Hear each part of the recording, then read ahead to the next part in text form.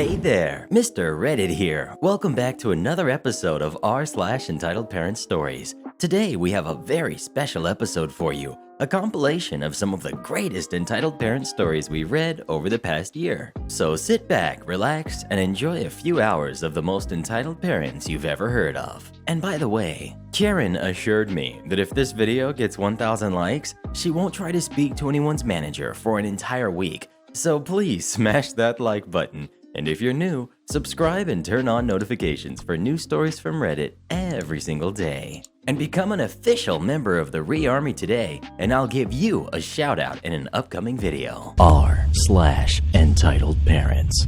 Entitled parent tries to coach own daughter on how to treat retail staff rudely. So this is a story about my own mother. Yup, she's the entitled parent. About 2 years ago, I bought the most comfortable bra I had ever bought before.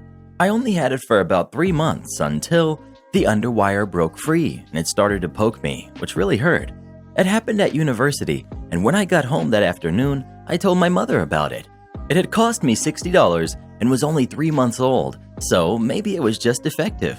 They really should last longer than 3 months, so I was going to go to the store and ask for an exchange or a refund. The only thing was, I did not have a receipt. I took good care of my stuff, so I did not think to keep the receipt. I also was not a part of their brand's customer rewards service, as I only bought products there once in a while if they were on a sale, so they could not look up a name or membership or profile with them. I told this to my mom and wondered what I should do. "Well, that's not okay," my mother started. "You do know what to do, right?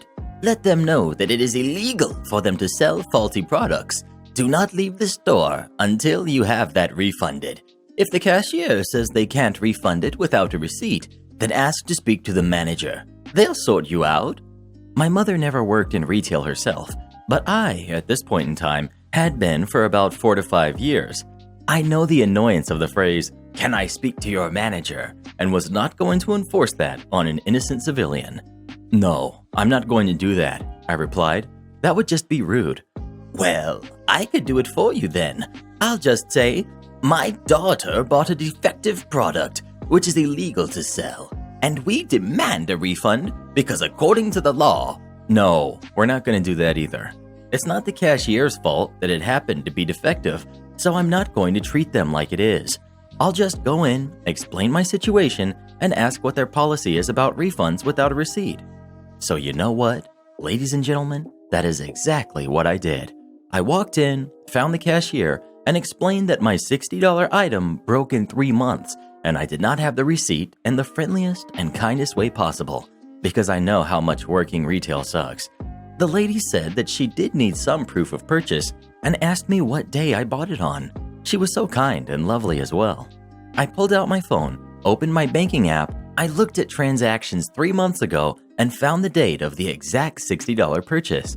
I gave her the date, she typed that into her computer and found a transaction on that date for $60, which was no doubt mine.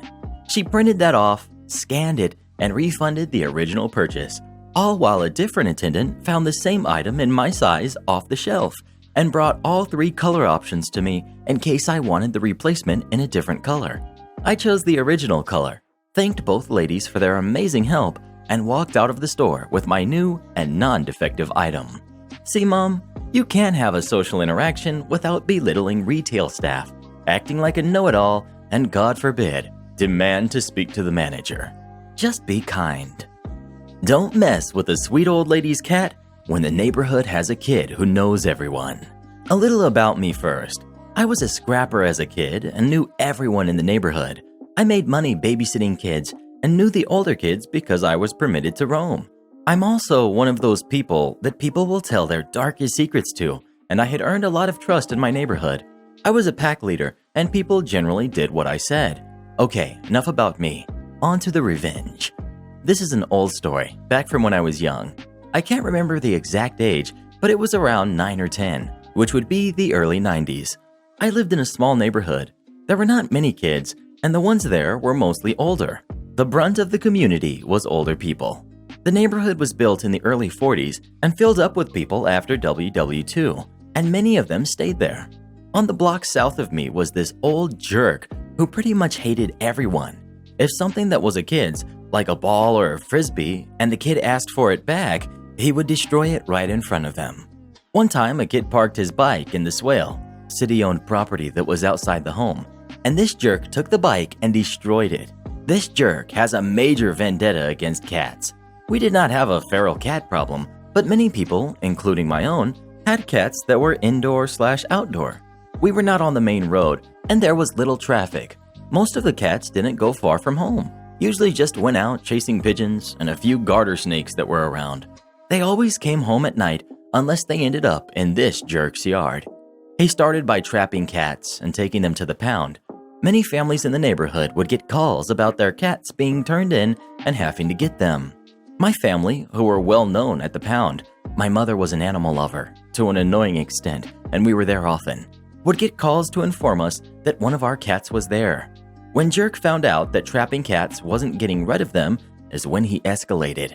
He started poisoning them, but many lived because the symptoms were caught early enough, so he escalated again. And that is when crap got serious. Suddenly, cats all over the neighborhood were dying, and no one could figure out why. It wasn't until the cat of a sweet old lady got out of the house. She was indoor only, but got out during a package delivery.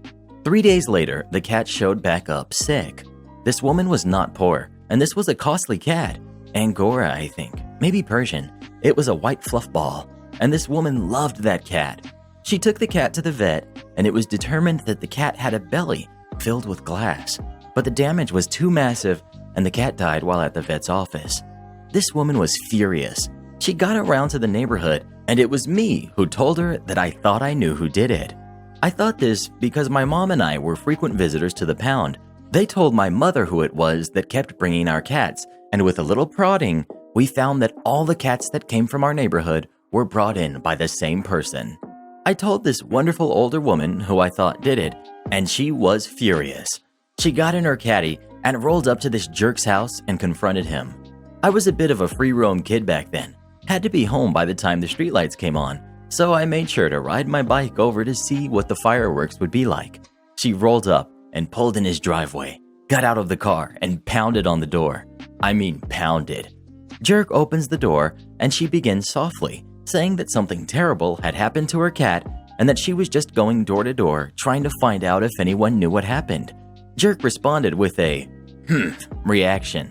I wasn't close enough to hear everything that was said because of this jerk's hatred of kids, but I was close enough to hear what happened next. Sweet old lady went from 0 to 100 in .001 seconds. She poked her finger in his chest and said, "I think it was you, you cranky old jerk. I know that you've been taking cats to the pound, and I bet you are the one that killed my princess." Yes, that was the cat's name. This jerk just smirked and said, "Yeah, glass and cat food and some catnip will always work to get those destructive beasts out of the neighborhood. I will keep on doing it, and you can't do nothing to stop me." Sweet old lady hauled and slapped this jerk across the face and turned around and walked back to her car. I was good friends with sweet old lady and often spent time at her house after school because she was alone and needed some company. She was always very kind to me. When I went over next, I asked what happened after she left. She told me she called the cops, but without concrete proof, there was nothing that they could do.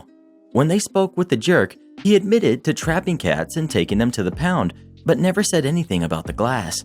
Sweet old lady was beside herself because she wanted justice for Princess. I got an evil grin on my face and said, "Don't worry, you'll get justice." She looked at me and smiled and nodded her head. You see, this all happened in the first part of October. I knew just about every kid and teen in the neighborhood, free roam thing, and I told all of them what happened. The total was about 20 of them, with 12 of them being teens who could drive and had their own incomes. I told them all what we should do. I laid out the entire plot, and we all worked to get things that we needed. When Halloween rolled around, I was unfortunately not able to fully participate in this because I sadly got grounded for getting into a fight with a kid in the neighborhood. Halloween night, about 15 people late in the night converged on Jerk's house. As luck would have it, he was not home at the time. His car was still there, but a neighbor relayed to the group that he had left in a car with someone else. The group shattered every window and mirror in his car. Once the windows were broken, they opened the door and destroyed the interior. They poured sand in the gas tank and did something to the engine block. Don't remember what. They broke every window in the house, including a sliding glass door in his backyard. All screens were shredded, and they put super glue in all the door locks and super glued the mailbox shut. Once the screen was torn, they gained entry. They didn't steal anything, but they destroyed the inside of the house. They spray painted everything, including the words, "For Princess," on a wall inside the home. Polaroids were taken, and I got to see the destruction. They also, just to put the cherry on top, egged and TP'd the place. This, from what I was told, took about 3 hours in total, and neither the neighbor next to him or across the street said a darn thing or called the cops. The group left and went back to their homes like it was just a typical Halloween night. I found out from the neighbors. I was very well known in my neighborhood, and people tended to tell me things with ease, that the total amount of damage was around $20,000. This was 1991, so a ton of money. And it seems that the group destroyed some very precious things that he had. Now, the one thing that they did that I am not proud of is they dumped the urn that contained his late wife's ashes. I think that was a jerk move, but I still believe that he deserved it. This jerk was furious, but no one saw a darn thing. It took him about a year to get everything fixed. He told the neighbors that his car insurance would not cover the damage to the car and he had to buy a new car. And the car was one of those old Lincoln land boats that probably had another $15,000 to $20,000 onto the total. Police were called, but there was nothing found. This was before DNA and all that fancy CSI stuff, so it was pretty dust for prints and be on their merry way. He tried to go after sweet old lady, but it fizzled. There was no proof she had anything to do with it. The great thing about all of this, there was never another cat that vanished from the area. The jerk died about a year before I left the neighborhood at 18. From what I heard from a neighbor, he was raging about what happened to anyone who would listen. Once I was able to roam again, I was able to get the Polaroids from a friend who gave them to my mom in a sealed envelope. I went to sweet old lady and showed her the pics. She just smiled and gave me $20. She lived for another 3 years. She was wonderful during that time. I wish I still had the Polaroids, but they were lost when I got kicked out of an apartment due to my jerk ex. But that is a story for another sub. Entitled mother yells at me for ignoring her son when she invited him to eat lunch with my friend and I. This was a few days ago, and I still think she's crazy. As a backstory, my mother has this friend who's very anti-video games, let's call her entitled mom, and has a son who I'm friends with, nice kid. Growing up, she would just invite her son to eat dinner with us without even telling us. Nice kid would just show up. To be fair, he would usually text me, giving me a heads up that his mom is too lazy to make him dinner, so he's been told to come over. I thought that was very entitled and strange, but my mother didn't seem too busy. Anyway, back to the story. My mother had some coupons for pizza, so she told me I could order some pizza for lunch and have a friend over to play video games or something while she goes to work. This is exactly what I do. I ordered pizza, and my friend comes over to play competitive CSGO with me on our laptops while we eat. When playing competitive CSGO, you get banned from playing competitive matches for a certain amount of time.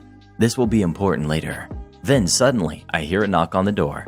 Apparently, somehow, entitled mom found out I was getting pizza and playing video games with a friend. Knowing that we were playing video games, I'm still not sure why she would get him to come over. Anyway, he just shows up and I let him inside. He explained his mother found out I was getting pizza and playing CSGO with my friend. I didn't want to turn him away, so I let him eat some pizza with us. To not be rude, we talked to him in between games. After an hour, he leaves, and I don't give it another thought. After maybe 20 minutes, I get a call on my phone. At first I ignore it, but it rings again and again until I check who it is. My heart sank when I saw the caller ID. Then she sent me a very angry text. "Call me now."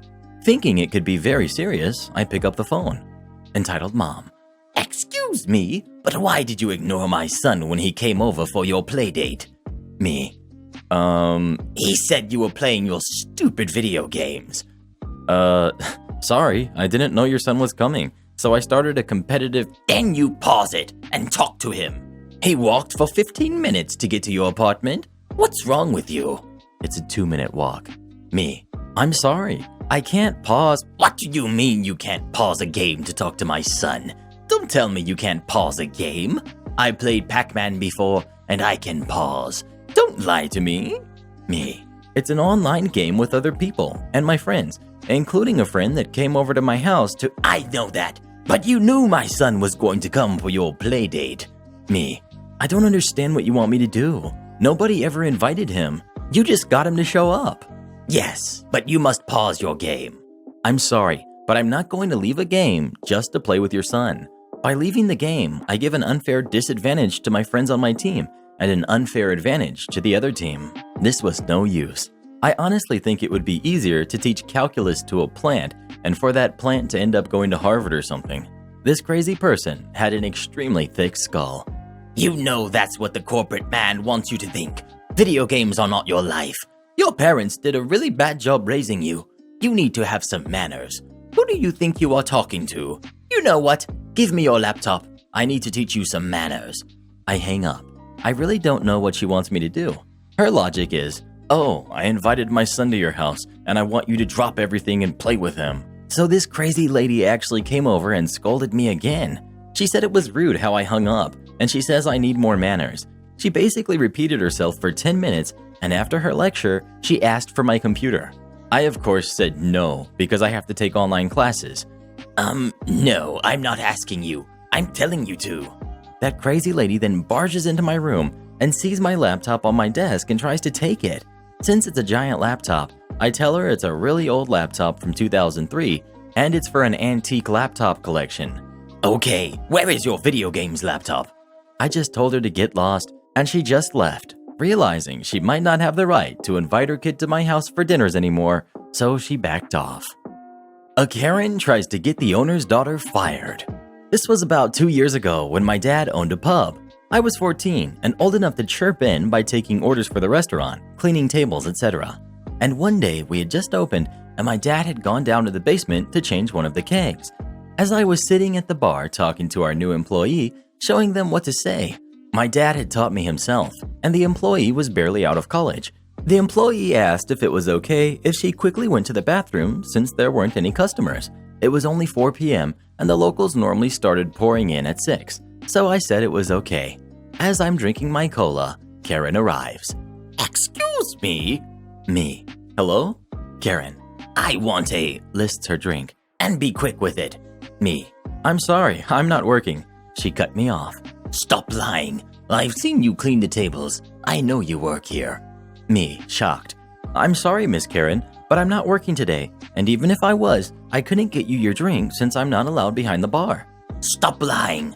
You're here, so you must be working. Get me my drink. Me. Miss Karen, She cuts me off again. You're so rude. I know the owner, you know. I could get you fired.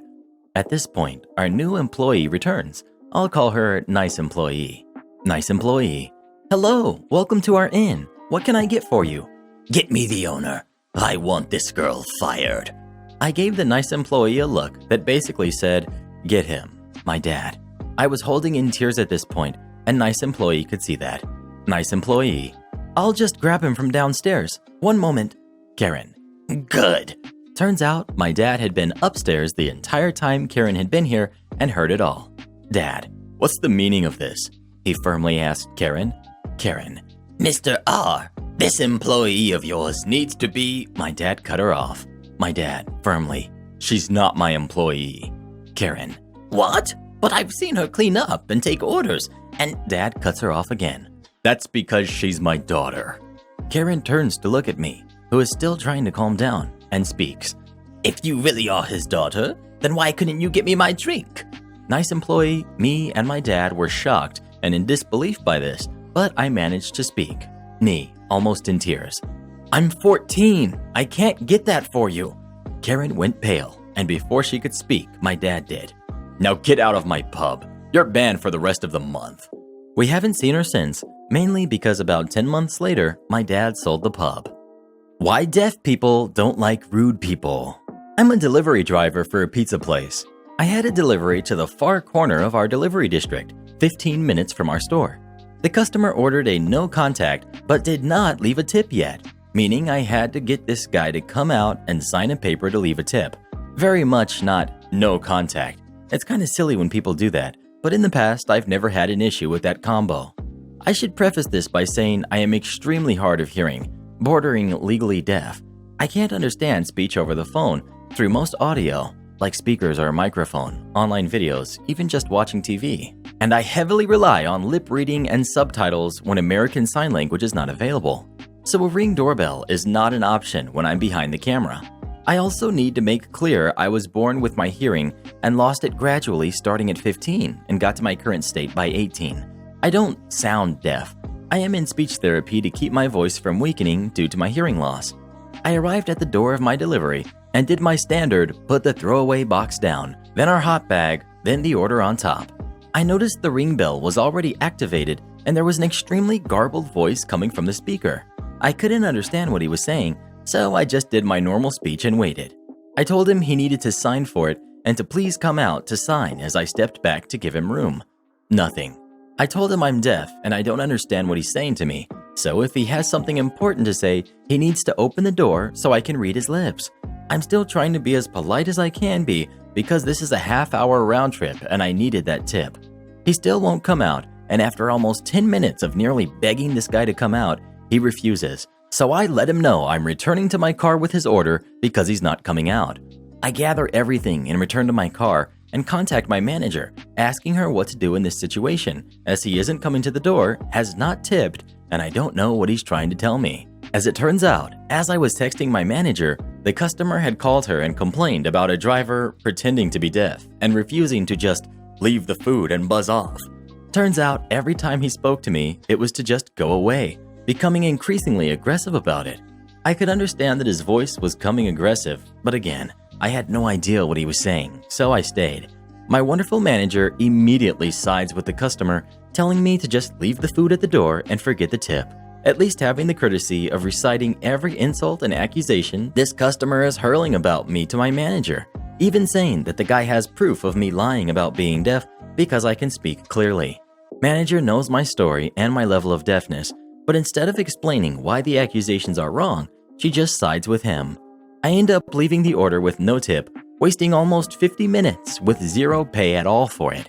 I got chewed out by my manager for my disability, and how this mess she's dealing with is all of my fault. I couldn't even defend myself because I'm pretty sure my disability and needed accommodations are very much not my fault. I tried speaking with the GM the next day about the issue to get his input and figure out what exactly went wrong so this won't happen again. But as I explained the situation from my point of view, he immediately brushed me off, saying the customer paid for the food and he can do whatever he wants after that. I'm furious because of this, and I'm tempted to either quit or get the ADA involved because of this issue, but I don't want to as well because of the timing, and I can't afford bills without this job. Due to people asking why I pushed for the signature / assuming why, I'll just put it up here one more time. I was not trying to guilt him into tipping me. I was not harassing the guy into coming out to give me money. It is a legality reason and nothing more. The point of signing an untipped invoice is to state that the invoiced amount is all they intend on paying, or they intend to pay a little more than that, which goes to the driver. Due to a string of tip fraud issues in my area, our store has cracked down on having a signed receipt so we can't add fraudulent tips. Management has made it very, very clear that at their discretion, drivers can be suspended or even fired for not coming back with a signature, tip, or no tip. Entitled mom complains about not being able to take her toddler on a 300-foot-tall roller coaster. For context, I am a big coaster enthusiast, and I've been following coasters since I was like 4 years old. I love going to Hershey Park and Six Flags New England when I was a kid. Still love going there. In 2016, I visited the roller coaster capital of the world, Cedar Point. It was an awesome trip, and I got to ride a lot of great coasters. My favorite was Maverick. However, this experience was a doozy. One of the largest coasters at the park is Millennium Force. It's a whopping 310 feet tall and hits speeds of 93 miles per hour. With a coaster as extreme as this, you would think twice about trying to bring your kid on it, right? Well, we've got entitled mom, we've got our younger kid, we've got our older kid, we've got poor employee, and we've got the annoyed stranger. Now to this story. It was our second day at the park, and we were heading over to Millennium Force. I was very nervous to ride it for the first time. We got to the beautiful Millennium Force ride sign. While we were admiring the coaster, I noticed something going on by the entrance where the employee was checking height. I could see a woman with 2 kids on her sides. One looked about 9, the older one, and the other looked no older than 4. I thought it was a bit strange, but I didn't think much of it until I heard this. Entitled Mom.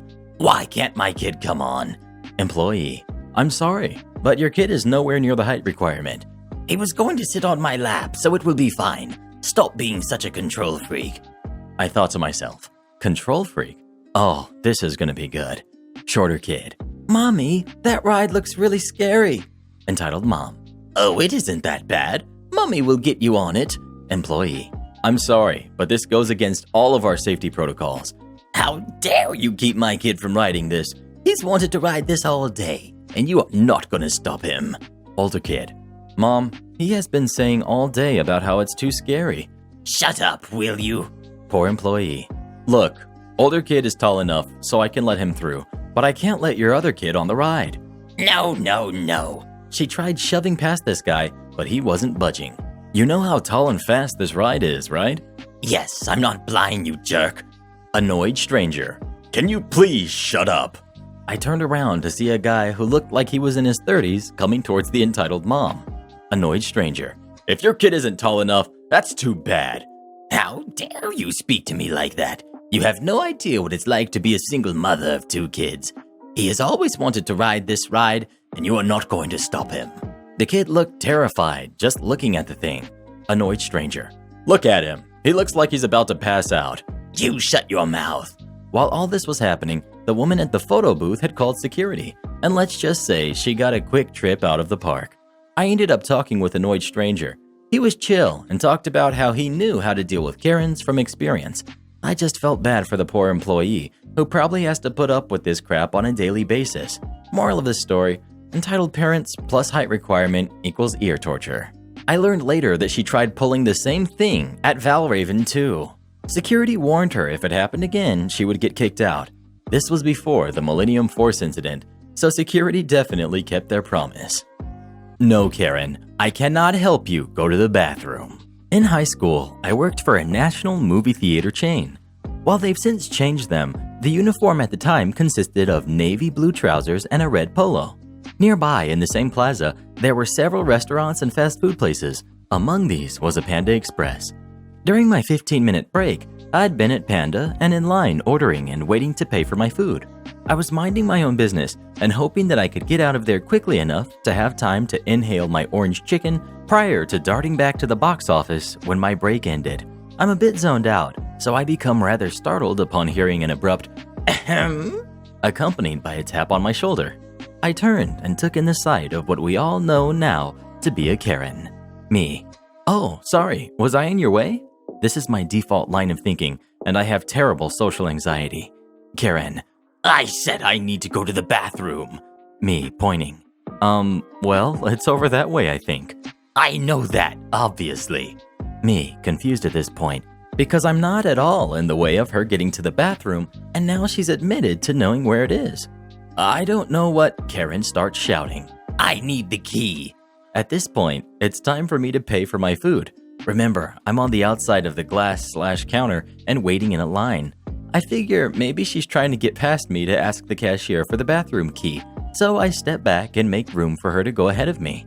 She doesn't. Karen. I asked you for the bathroom key. Do you not know how to do your job? I finally realize that she thinks I'm employed there. I guess maybe it's because my work shirt is red and so are the employee uniforms there. Me, awkwardly pointing at the cinema logo on my polo.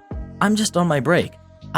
She must not have looked at the gestures I'd made to the uniform of the company I'm actually employed by. Karen. Is this your manager? Turns to the cashier. Your employee is so rude. Just because she's on her break, she's refusing to help me go to the bathroom. She needs to be fired. Cashier. Ma'am, she doesn't work here. Will you be purchasing a meal? Our restrooms are for customers only. Karen sputters, then turns and storms out of the place to terrorize some other establishment with a public restroom. They totally allowed people to use the restrooms without buying food, by the way. I think they just wanted to have her leave the store because of the scene she had just made. Entitled mom calls the cops when I wouldn't give any steak to her son. This happened maybe about a year ago. The weather had been nice and I had just gotten some sirloin steaks. I haven't used my grill since the previous year, so I decided now would be a good time to try it out. For a few days, a group of construction workers had been busy working on a new house. It's built now, and it's pretty nice. Way too expensive for me though. But it had been hot and or rainy almost the entire duration of the build, and they were working their butts off the whole way through. So I decided to be nice, and after going over to the site, I yelled for them to come get some free food when they went on break. They were incredibly grateful. There were about 5 workers present, and 4 of them showed up for the steak while the others passed. I had enough for everyone, including one for me, and we had a nice time chatting and getting to know one another. One was a veteran of the Marines back in the early 80s. He's friends with my grandma now. One was even related to the sheriff of our county. Anyway, amid the conversation, we heard an "Excuse me" from the other side of the fence. My neighbor is this middle-aged woman with a super weird son. He was this influencer who loved to go on social media and post about weird hobbies and lived off his mother's paycheck every week while living on her couch. He was also in his mid-30s. There she was on the other side of the fence. We've got entitled mom, we've got the grown kid, we've got construction workers 1 and 2, and the police officer. Entitled mom. My son was wondering if he can have some steak too. Me. Sorry, I don't have any left. But you have enough for all of them. Yeah, I do. If he wanted some, he should have came earlier. No, you should have bought enough for everyone. Construction worker 1. Look, lady, this guy was nice enough to cook steak. Don't you have work you should be doing? Worker 2. We're on lunch, ma'am. She soon left in a huff, but not before shouting that she was calling the police. I was the only one who heard that, I think. So I asked the relative of the sheriff if there was really anything the police would arrest me for. Of course, he said no. In his words, there are no laws against not sharing. I asked if we should tell her that, and he again said no. Again, in his words, it would be the most fun they've had on the job ever since they started building that dang house. Note, I actually did have an extra steak. I was just saving it for later. Sure enough, after the construction workers went back to the site, who's to show up but a police officer? No lights, so it's a non-emergency, but he parked right outside entitled mom's house. Both her and her kid walked out and greet the officer. I walked out on my own lawn, and entitled mom pointed straight at me. I can't quite remember everything said here, but she was accusing me of discrimination because I left her 30-ish-year-old son out of our little steak party. I swear, it was like a kindergarten lunch. Officer obviously shook it off, warned her to not get the police involved in something so ridiculous again, and started to leave. But I said, "Wait, officer, are you hungry?" Officer, "Well, I haven't had lunch yet. Why?" Me, "May I offer you a steak?" I knew it! You do have more steak, but I demand you give it to my son now. Officer, "And I demand you go back into your house before I arrest you for disturbing the peace and possibly harassment." But you can't do that. He can't do that. Tell him, son. Her kid, I just wanted some steak." Entitled mom, Officer, you have to do something about this. This man is performing a crime against my son. We both actually laughed. Officer said something along the lines of, "Have a good day," and I led him into my backyard. I had to give him the steak raw since he had to go back on his patrol, but we had a good laugh. Entitled mom and her kid finally went back into their house, and every time that I see them nowadays, she scowls at me, while her kid just pays no attention. I occasionally see that same officer from time to time, and every time I see him, he asks me the same thing. "Did you remember to share today?" Get your brats away from those ducklings before I do. This happened when I was in a quaint country pub garden in the east of England. The place is stunning countryside dotted with local pubs. Everyone knows who is a local. Every summer, the pubs are filled with rude, disgusting people and their brats. Story time. I had been out in the lovely flowered pub garden a few times already as I was drinking beers on a gorgeous Sunday afternoon with friends. Every time I went out, I was thrilled to see this lovely white mother duck tending to her baby ducklings.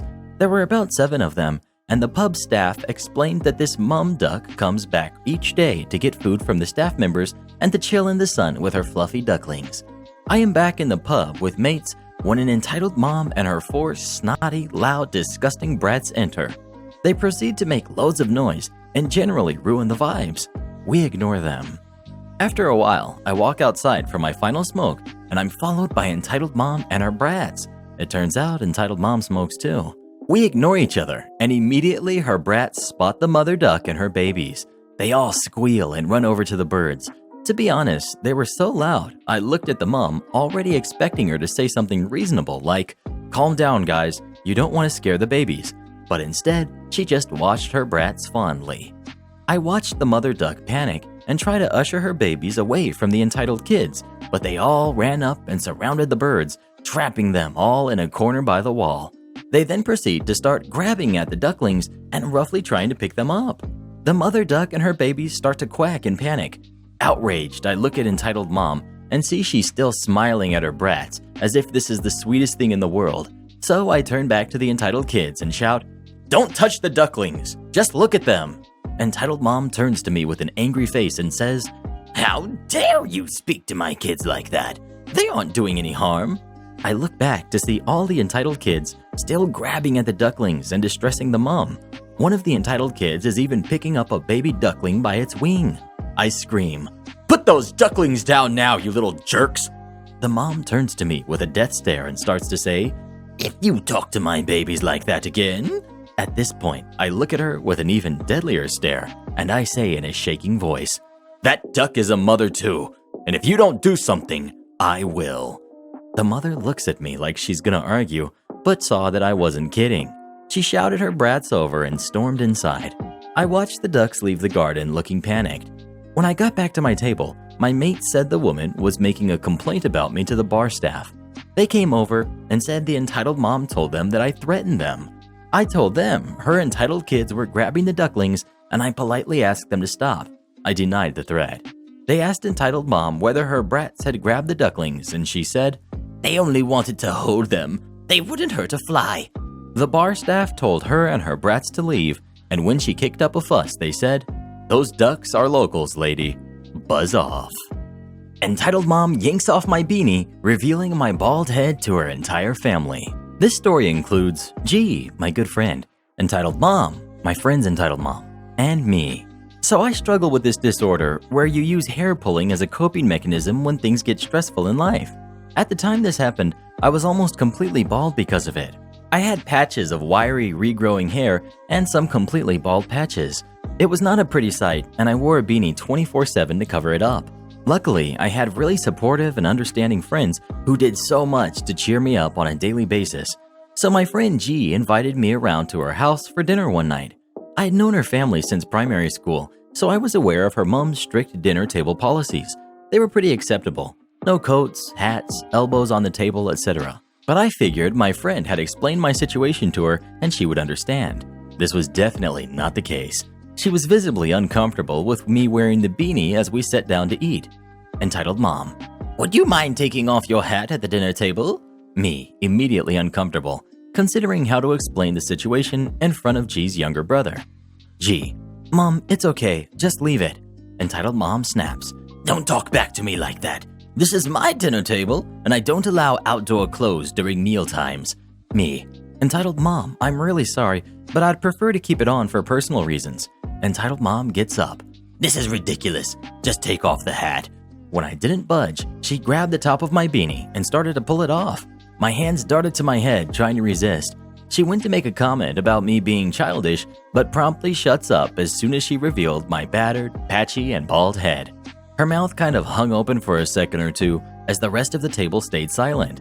G, bless her, was furious with her entitled mom, yanked my precious beanie from her hands, and quickly rushed me away from the table. Nothing much happened after this incident.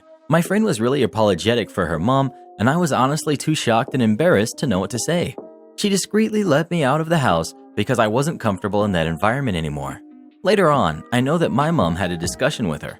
I don't want to get into a whole other story with this, but entitled mom started to exercise her gossipy Karen nature around the other parents.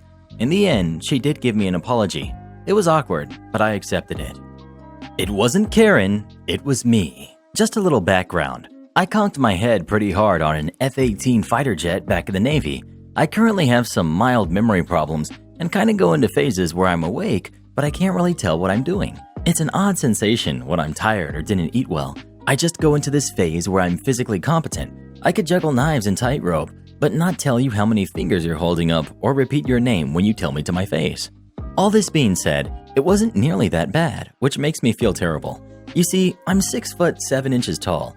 I wear my hair very short, so the massive jagged scar on my head is very visible. Until people hear me talk, they usually shuffle away from me and hold their purses, kids, or whatever closer, and try to stand near someone else. It's a little offensive, but I can't blame them.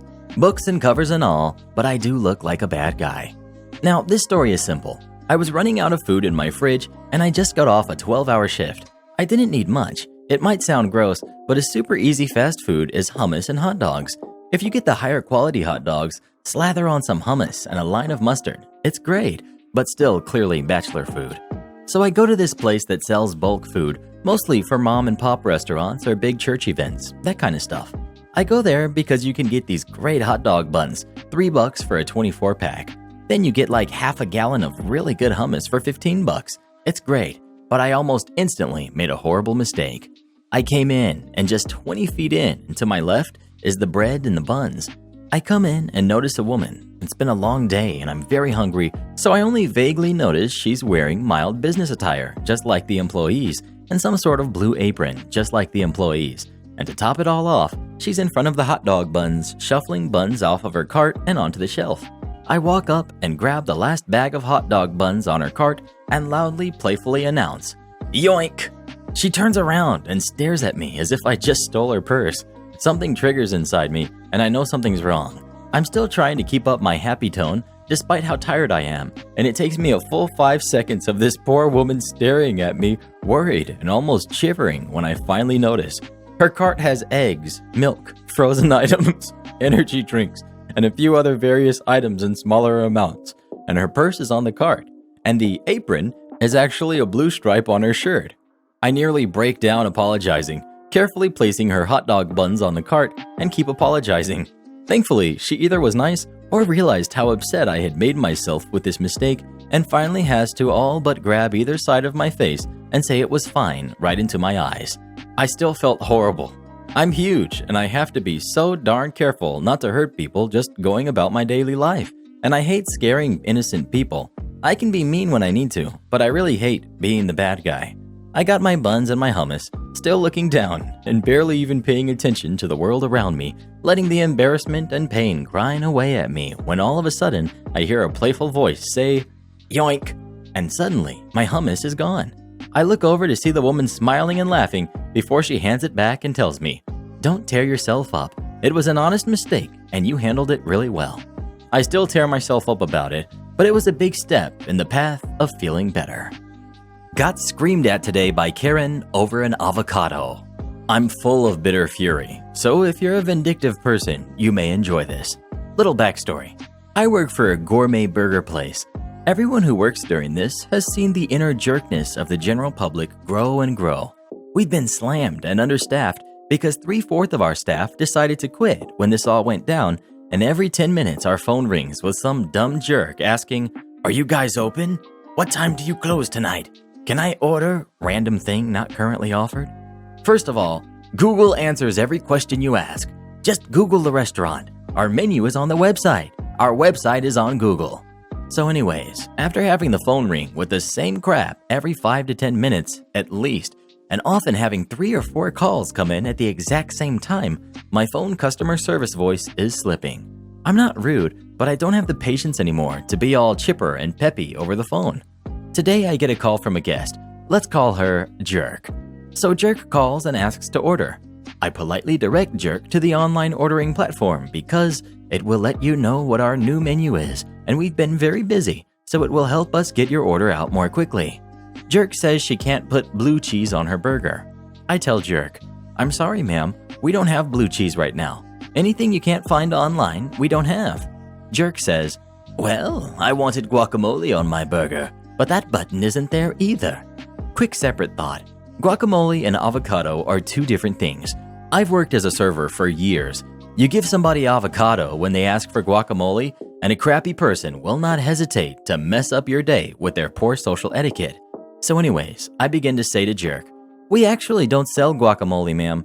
We did for a while, but only for 1 month as a special, but we do not have avocado." I only get as far as "ma'am." So she cuts me off and says, "I've seen burgers with guacamole or avocado or whatever that stuff is called." So I responded to her, completely ignoring that I was interrupted because what else is new? "Oh, avocado. Yes, ma'am, we do have that. If you don't see that online, it's an issue. I'm so sorry. I'll go ahead and take your order. Once again, cutting me off, she says, Why would you split hairs between avocado and guacamole? Are you stupid? I respond, well, guacamole and avocado aren't technically the same thing. And third interruption in a row, this jerk screams at the top of her lungs through the phone. Don't you be a jerk to me. I say for the first time, not trying to hide my irritation, don't yell at me. I've done nothing to deserve that. She yells some more about how they're the same thing. I explain, if you asked for guacamole and I gave you avocado and you were upset by it, it could cause me to get an unnecessary, uncomfortable situation. And then, showing her truly undeniable stupidity and lack of self-awareness, she retorts, What are you talking about? Who would get upset with someone over avocado? At this point, my voice is flat and clearly upset, but I'm still not being snarky or rude, just abrupt. I retort, people yell at food service workers about all kinds of things. Karen says, Clearly you've had a hard day. I respond, it was fine until a minute ago. What can I get you? The rest of her ordering process, she's very quiet and much more respectful. I hope I broke her. I hope that realizing how mean she was, she broke down crying. I hope her husband leaves her and her kids don't call. Just to be clear, I don't actually have a legitimate problem with people calling and asking what time we close or if we're open. I know times are crazy. It just gets kind of annoying due to how often it happens, but I just wanted to get my frustrations off my chest. Mistaken for a caterer at my own wedding party. My wedding party was very informal. We wore sports jerseys. A lot of family and friends of family came, including a batch of people that I didn't even know, which got a little weird because we still only personally invited everyone and told everyone to let us know if they have a +1 and it would be fine for us to invite them. This is so we could track catering expenses and space concerns.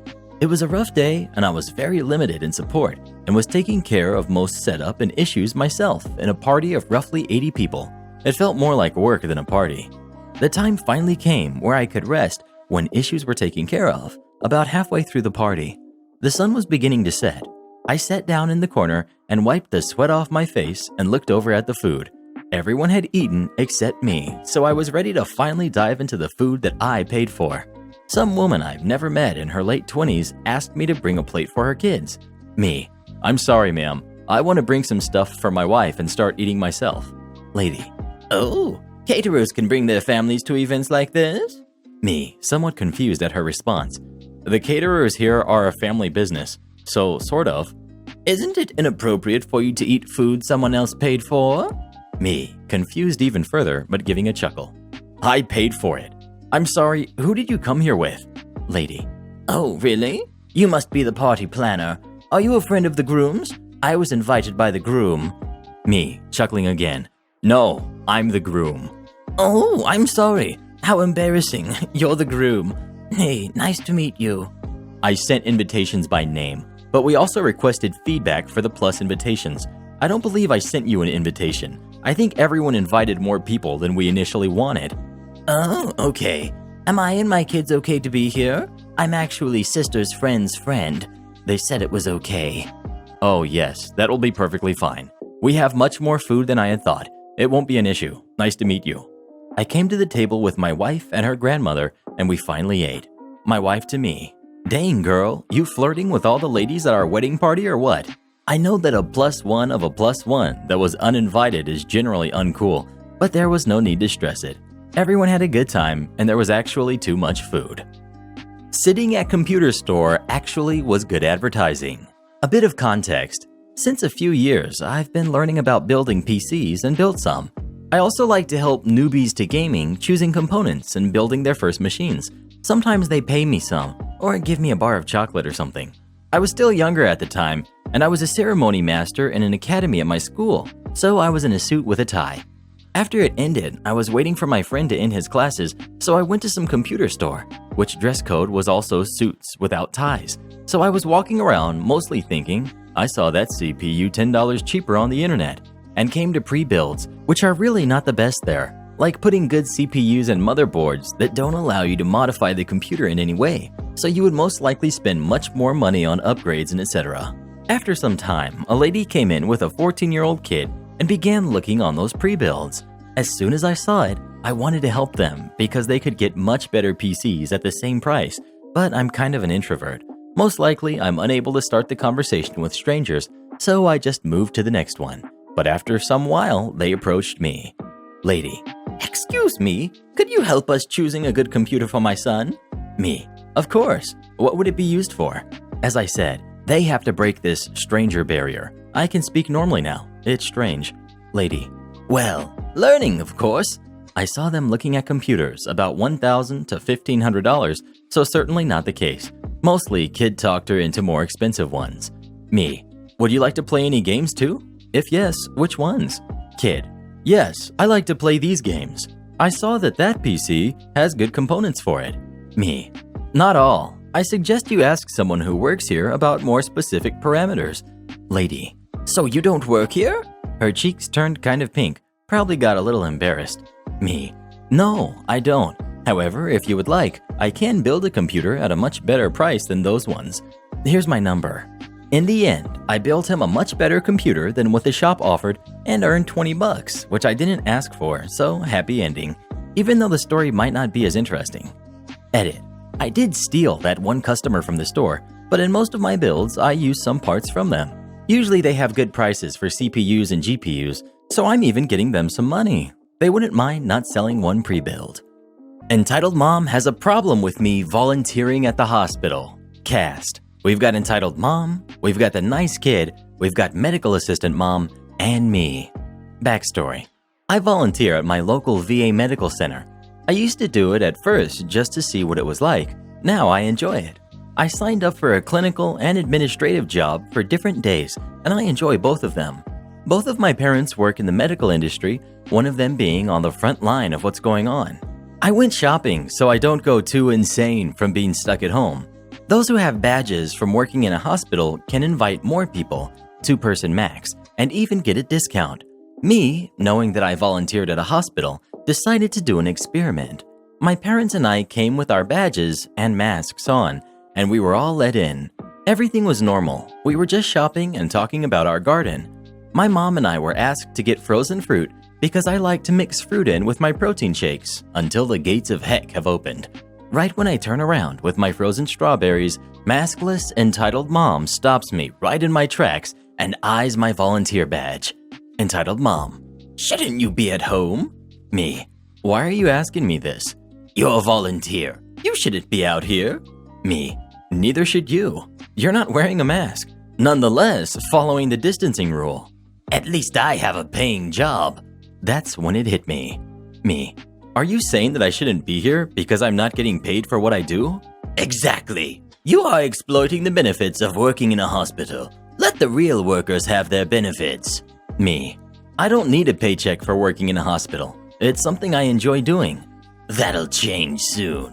Medical Assistant Mom turns around, seeing a strange woman in my face, so she approaches us, hoping to dissolve the quarrel. I can sense the mama bear in her already. My mom: "I'm sorry, but what's going on?" Entitled Mom: "Finally, actual medical personnel. Can you tell this poser to get the heck out of here?" Well, hopes of dissolving it peacefully have gone out the window. My mom: "Excuse me, you cannot tell my daughter that. Sneaky Intellion can count as medical personnel as she also works with patients." "Does she come in contact with patients with that horrid disease?" Me, thinking, playing that card? Me: "The volunteering season is closed until it dies down." "See? She is a deadbeat. What kind of parent are you, letting your kid be entitled? You ought to scold her." Me, coming from a Karen. My mom and Entitled Mom's kid laughed. She gets in my face and yells at me: "I don't know who you are, but you better not disrespect your adults. If you love your mother so much, then take that badge off and get the heck out of here." Entitled Mom leaves, but her kid stays behind. Nice kid: "Hey man, sorry about that. My mom is just scared because of what's going on. She saw you with your mom, and she got angry and wanted to check to see if you should be here or not. Personally, I like that you volunteer at a hospital." Me: "Thanks. You should try volunteering at the VA when the season opens." Nice kid: "Maybe I will sometime." Nice kid leaves to go catch up with her mom. After that, my mom and I return to the cart with the frozen berries.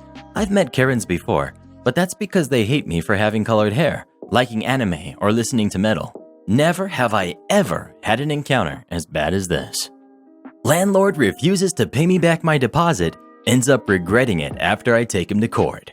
Back in 2018, I had a temporary internship in California at a large tech company, so I took a recommendation from a friend about a room for rent.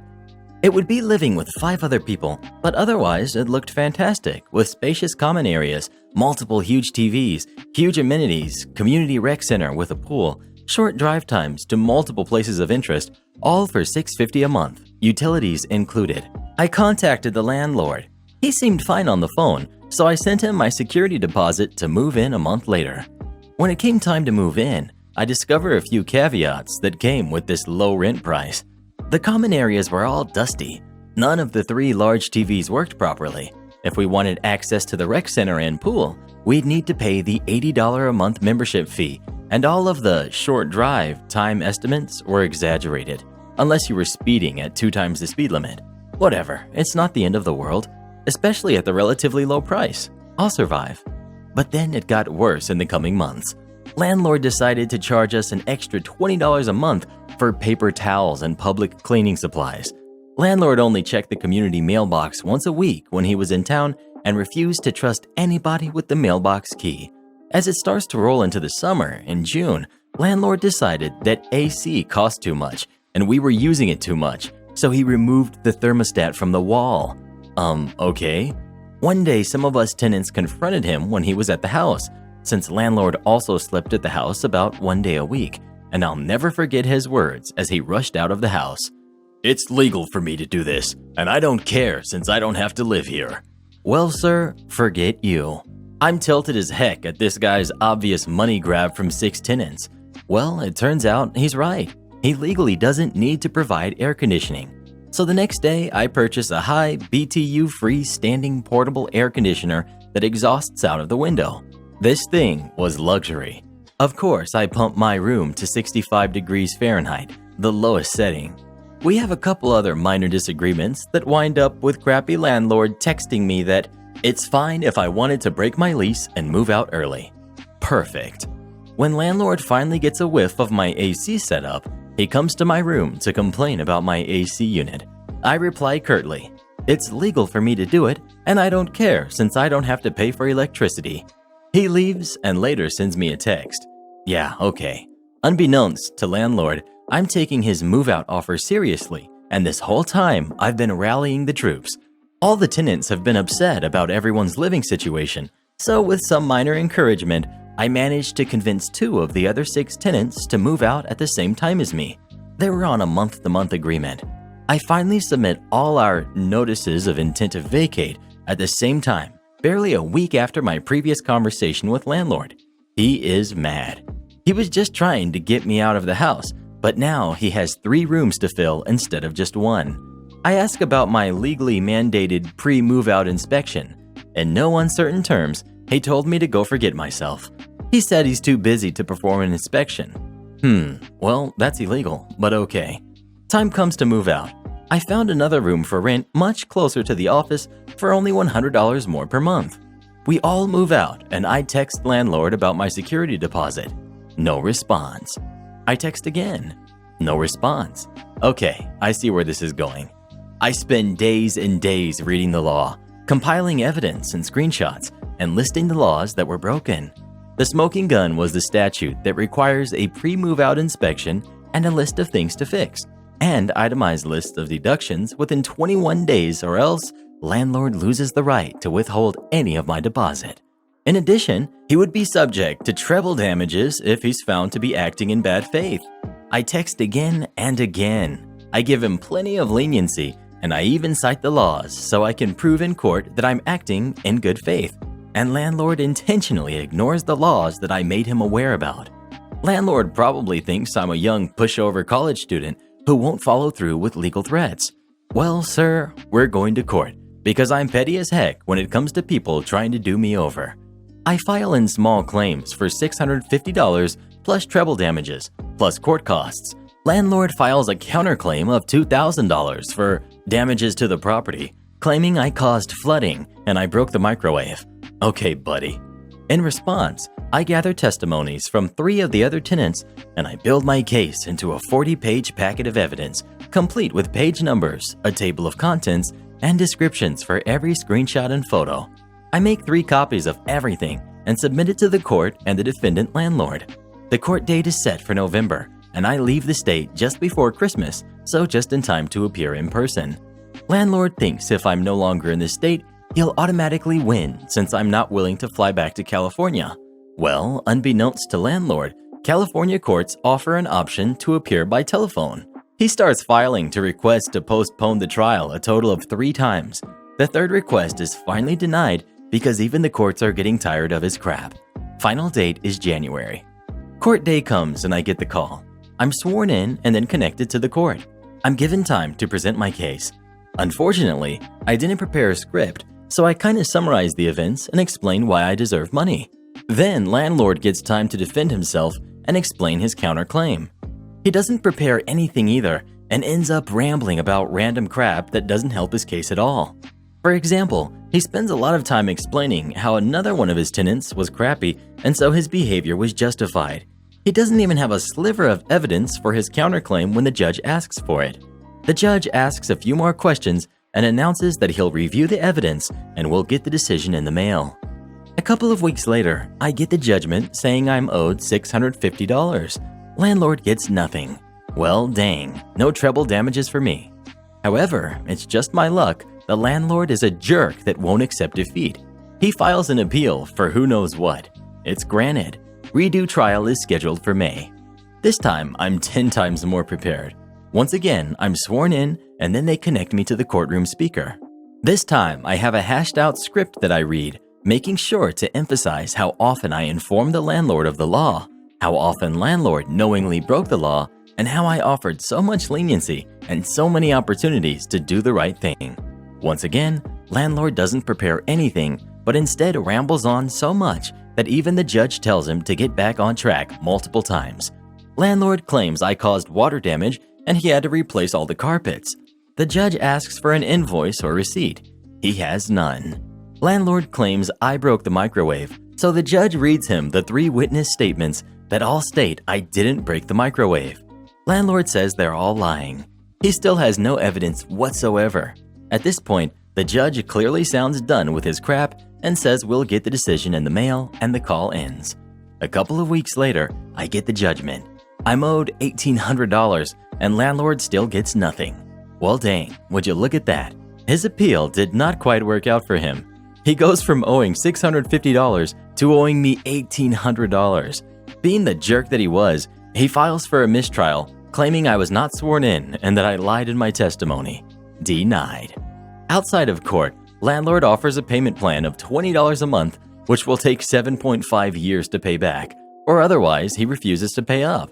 Okay, I see how collecting my money is going to be. I figure out he banks at BOA by looking up the checks I gave him for rent and seeing where they were cashed. I file for a writ of execution that will allow me to perform a bank levy. It's granted, so I prepare a packet for the Los Angeles County Sheriff's Department to go to BOA and take his money. LACSD serves him with papers and orders BOA to freeze his account. After his allotted time, 30 days, to contest the seizure, LACSD seizes the money plus 10% APY interest plus sheriff fees. I finally get the glorious check in the mail 20 months after moving out. I'll probably frame it. Total $1,893.91. Tips for situations like this. Find a small claims guide. There's a plethora of helpful information out there because everybody wants you to win. Even the court wants you to win. At least in California, they offer a free in-person small claims advisory clinic where employees advise you and walk you through the whole process, making sure you know the process and what to expect. Document everything. Have conversations through text or email if possible for easy screenshots. Photograph everything, even if you don't think it's important because the landlord might just claim you damaged it. Do your research on the law, know what is legal and illegal, and know the penalties for violations. Compile evidence against your landlord and cite the laws that they are breaking. The easier you make it for the judge to see that you're right, the more likely they'll side with you. Get supporting witness statements. It changes the case from he said, she said, where the landlord is calling you a liar, to a 4 versus 1 where the landlord has to call everybody a liar. Just don't commit hearsay. Have them appear in person or have them sign and submit a declaration. Follow procedures to the T. Last thing you want is for your evidence to be thrown out because you didn't send a copy to the defendant at least 10 days before the court date. Come to court prepared and remember to plan properly. Judges like people who are on top of their stuff. If you come to court unprepared, thinking that you can just talk your way to a win, it will be dead obvious. Don't expect the process to be quick. It'll take a while for your landlord to get their comeuppance, but it'll be worth it. At the end of the day, the courts want you to win. It'll just take a while. Brother steals my life savings. I'm a 31-year-old male and currently serve in the British Army. I come from a very poor and broken family. My brother is 30, who also serves in the Army, but a different corps to myself. He lives directly opposite my father's house and lives around 250 miles away. I wasn't raised by my parents and brought up by my grandparents, who were both retired and living off of their state pension. So money was hard, but they did what they could, and I'm thankful. I worked on a local farm since I was 12 to get what other kids had and often enough money for food. My brother, Martin, was raised by my father and stepmom, who provided for him well. I have several other siblings who my mom raised. There's 8 of us in total. I only talk to one of my siblings, who is my half-sister Sarah. Martin is everything I hate in a person. Mean, big-headed, gloats, and the world evolves around him. All of my mail goes to my father's house. This is normal for people who serve. Over the 10 years, I had managed to save just under £35,000, which is a huge amount to me. I have lived a simple life saving, where I can and volunteered to deploy on operations, which we get a bonus for doing. I have officially spent over 4.5 years not sleeping in my own bed to achieve this, and my dream of owning my own home, which is something unheard of in my family. Upon returning from my last operational tour, the time came to start looking for a home. I set my budget, got an AIP, agreement in principle, and found an area I liked. When the time came to start moving my money to a separate account, to my shock and horror, I discovered my account had less than £50 in it. I felt sick, horrified, and crushed. I called my bank, hoping it was just a mistake. It wasn't. There had been a number of withdrawals and transfers made over the last 6 months that had cleared the balance. The only information they could give me was a statement showing the account it left and the account number that it was transferred to. I spoke to my stepmom, who has the info of my account, to find out if she had moved it. As she went through the account, she had noticed the account number was my brother's. My blood is boiling now. I called him and let loose on the phone, and after a swift exchange of insults, he admitted to taking it. For those wondering what his excuse was, and I kid you not, "You don't need the money, you don't have a family, probably wouldn't ever have one either, and it's selfish having all that money and not sharing it." He earns above national average, lives comfortably, shoves it in people's faces. For example, when it comes around to Christmas, him and his wife like to post on social media how much they've bought. They literally lay it all over their living and dining room floors, stacked high, and there's no room to walk, as a means to gloat to people who do not have the means to buy as much as them. Here comes the revenge. I'm back into no contact with him. However, I am fully aware of a few things. Martin's wife claims he lives with his mother, so she can claim state benefits for her and his 3 kids. I took leave from work for 3 weeks and go visit my father and stepmom. I record my brother stopping at his house every single day and wrote a log of when he left and returned. My stepmother also informed me he isn't working much because he has told his sergeant major his wife and one of his kids are seriously ill and he needs to be home to take care of them. To clarify, they are not. They are in good health. In the British Army, you get paid full, whether you're off work ill, family issues, etc. A perk of the job. I sent this information to the Department of Work and Pensions, and they launched their own investigation. Aside from being a benefit thief, I then call his sergeant major. After a discussion and a few emails of a social media link, which is covered in videos of Martin and his wife always drinking, partying, and a lot of geotagging, he is called back to work immediately. From what he's told my dad, he was given a 2-year promotion ban and an £1,800 fine. I do not know how long he had been doing this for. He was also moved camp very quickly after this. His wife has also been ordered to repay a year's worth of benefits back to the taxpayers. Big win for the little people.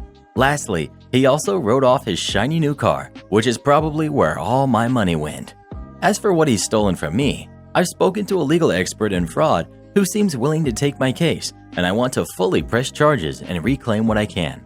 My father, on the other hand, has told me not to take this route and proclaims if I do it, it will undoubtedly affect his kids and his ability to get work if he ever left the military due to gaining a criminal record. He has suggested we talk about a repayment plan as he's been punished enough, which I know it will never be repaid. I'm at odds with the guilty feeling. In order to take it to court, I'd have to lodge a formal complaint. However, I am bitter. It's crappy. I worked so hard all of these years to improve my situation in life just to have it all pulled from me. I'm thankful I've still got my health, but life's not been easy and I feel just like giving up.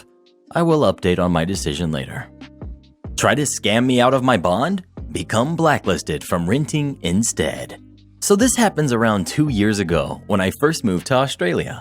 After 6 months of backpacking around Asia, I landed in Melbourne and couch surfed for a few weeks at my friend's place whilst I was getting on my feet and finding a place to live. After a couple of weeks searching and working, I stumbled across what I thought would be the perfect opportunity for somewhere to stay. The room was advertised on housemates.com and I'd be living with another girl and her 2 dogs. Amazing, I love animals. What a bonus. So I move into my bedroom in the 2-bedroom townhouse in a nice suburb of Melbourne. 2 months rent up front and a $1,081 bond. I've never rented before, so I admit I was probably a little naive and a bit too trusting.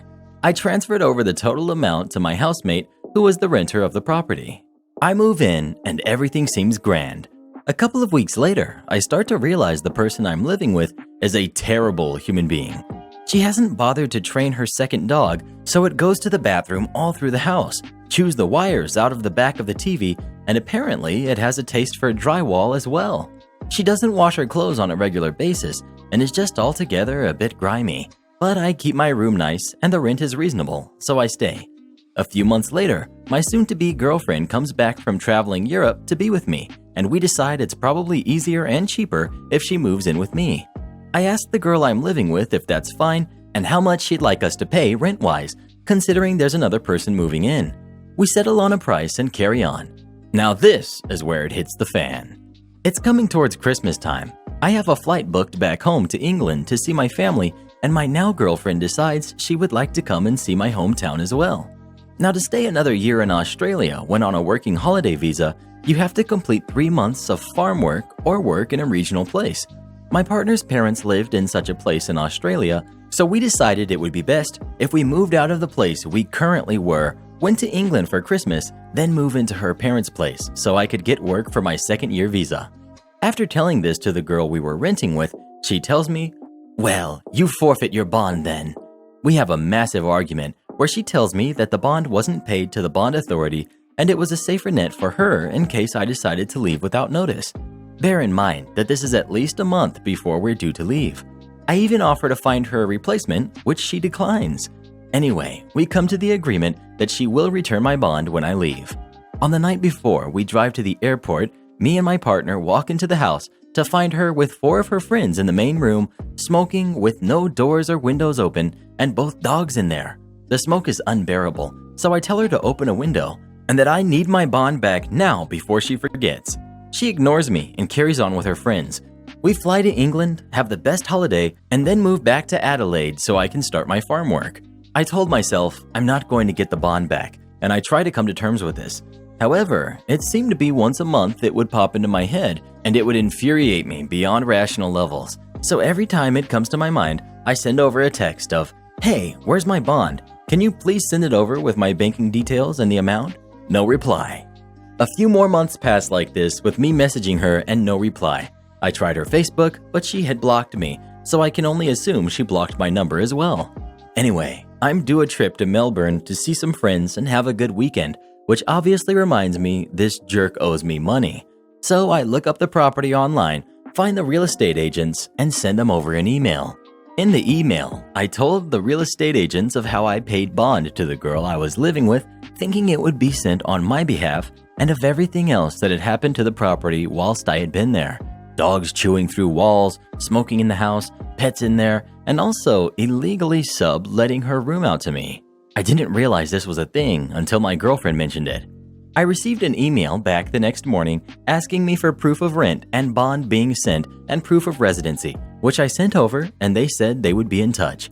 Whilst I am in Melbourne, I receive a phone call from the estate agents telling me that they had been in contact with the girl and have arranged for her to send me my money back. Now, she hadn't blocked my partner on Facebook, so we knew she was on holiday in the States, so that $1,081 would hurt. Karma ensues. A week later, she texts me and asks if I'm happy that I got her kicked out of her house and blacklisted from renting in Melbourne. Yes, I am. Enjoy moving to another state. Pay people what you owe. My parents used me to cheat on their taxes. This is the first of likely many stories I will be posting on here since I grew up with very entitled/insane/narcissistic parents. One aspect of the overlord relationship that my parents had with my brother and I was that they were always using us for money. Even when the only money we had was a $20 bill we got if we got straight A's, they would still borrow from us to pay for gas or stop a check from bouncing and then never pay us back. The worst incident happened sometime in my early teens.